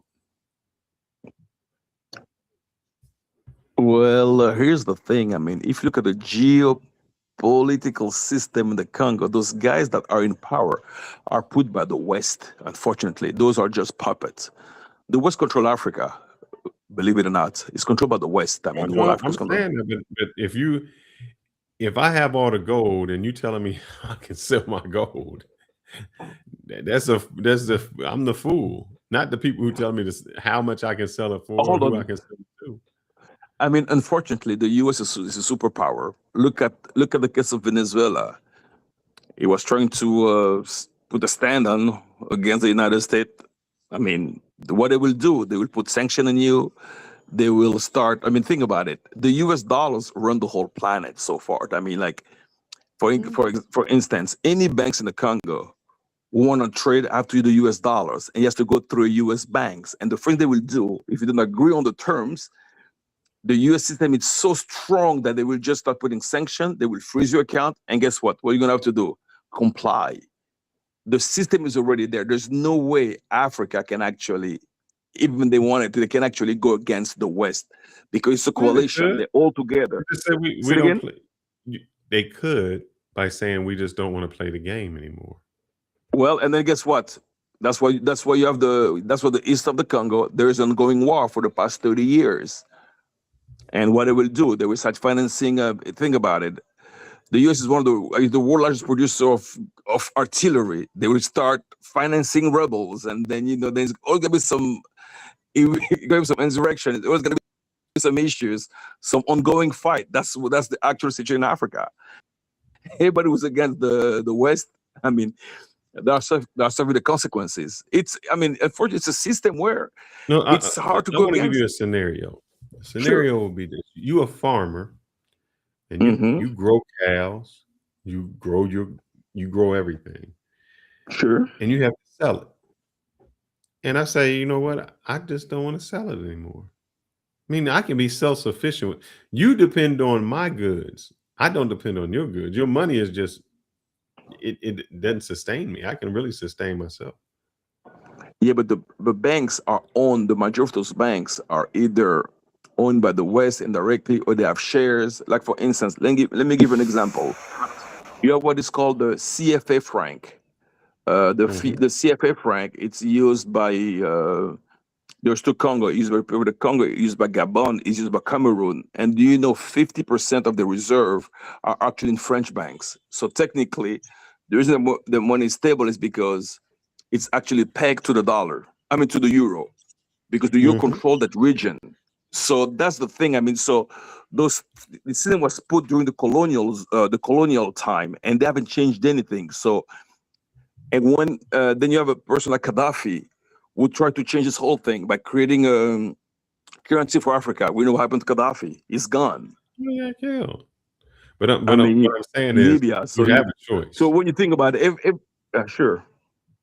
You have a choice. I mean, you want peace or you want war? I mean, that's pretty much there's no common ground. I mean, it's gonna take time to reach the level where we actually self-sufficient, because unfortunately, I mean, the issue with Africa. Huh? You're talking about Africa as a whole continent or the individual countries? No, I'm talking about we as African. And I'm gonna give an example. The problem with African, we're not even united, for instance. Yeah, you won't be. Yeah, you won't be. We're just like we won't never be self-sufficient. When I say we, Black Americans. Yeah, because I mean the issue. I mean, what I'm trying to tell you is like the issue with Africa. For instance, I need a visa to go to another African country, while the West can go to that same country without a visa. Think about it. It doesn't make any sense. The African is one of the weakest African passport, because imagine if there are 56 countries in Africa, and you have African passport, you can only go to 40 countries, but there are 56 countries. Think about it. So technically, I mean, any African passport should have a minimum of 56 countries they can go to without they can travel freely. No, we can't even do that. So we're not united, first of all.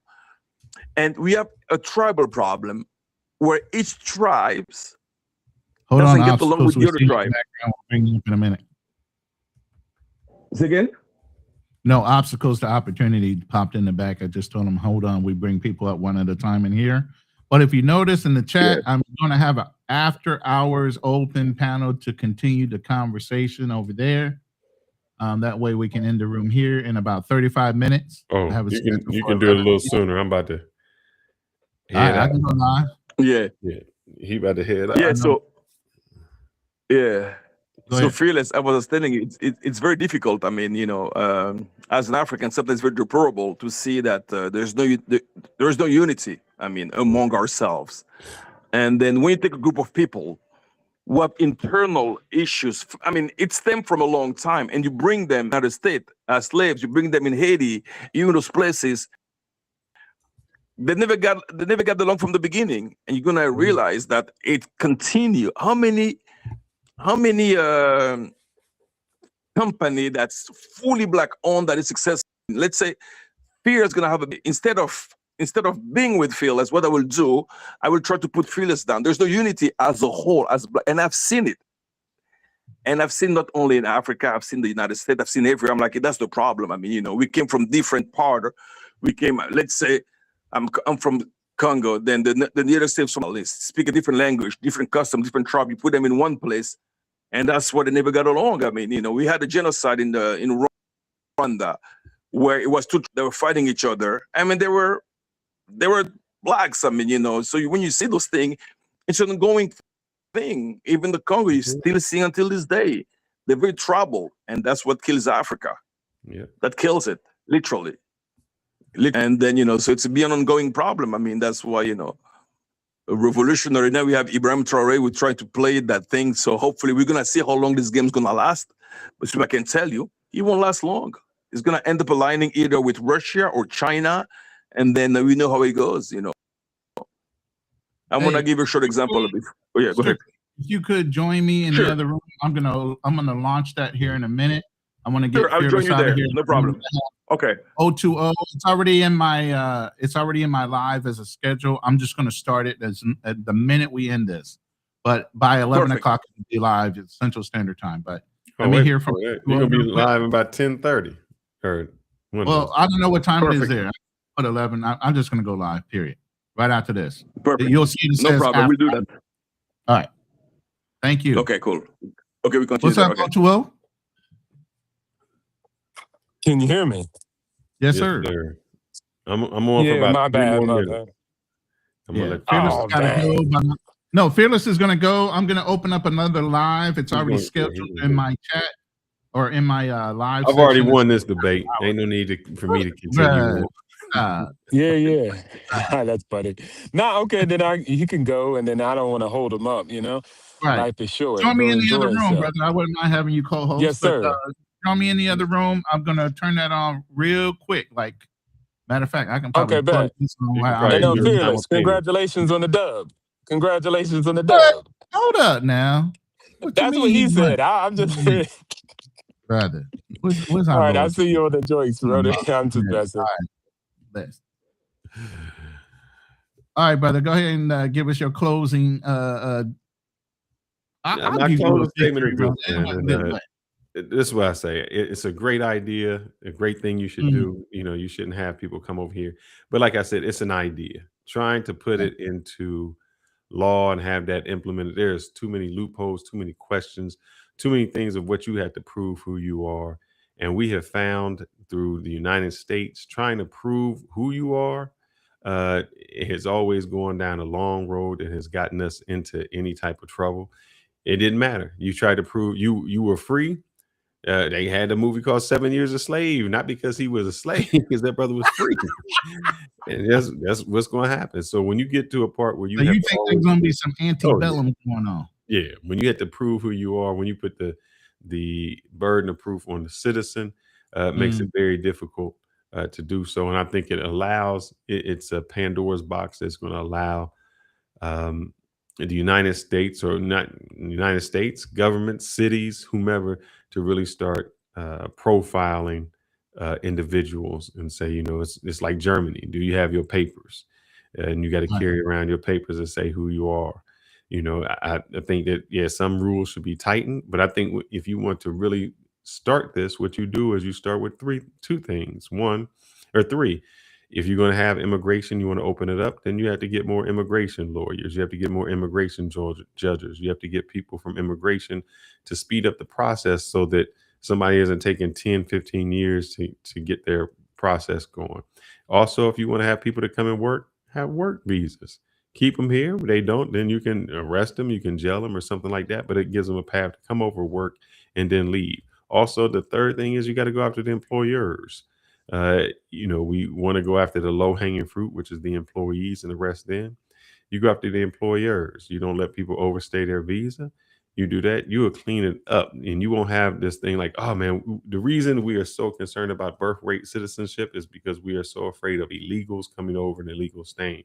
But if you clean up those three things, you'll clean up a lot of what happens, and you might not even be talking about birthright citizenship, because that'll be such a minor part of it. The reason people are having kids is, shoot, if you come over illegally or you overstay your visa and you've been here 10 years, shit, you're going to have sex with somebody. You're going to be popping a kid out. And that's how you get that birthright. Exactly. But go ahead, brother. No, this is a great conversation. Like I said, it's going to be some more information coming out soon, because it is in the Supreme Court. And Trump is obviously got the leg up in the Supreme Court, if you want to count Republicans, whether they are going to shine to the Republican side or they're going to shine to actual justice. We'll see.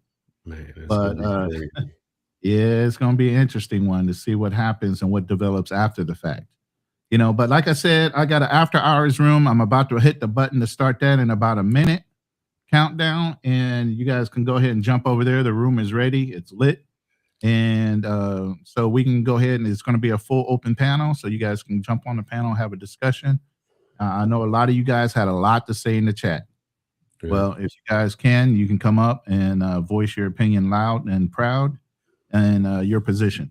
So we're gonna try to get some guests on. We reached out to some of those people. It's going to be some time, so stay with us. We want to have some of these deep discussions. I'd like to get the guy that we looked at that did the constitutional thing. The guy with the gray beard, the gray hair that he had picked up.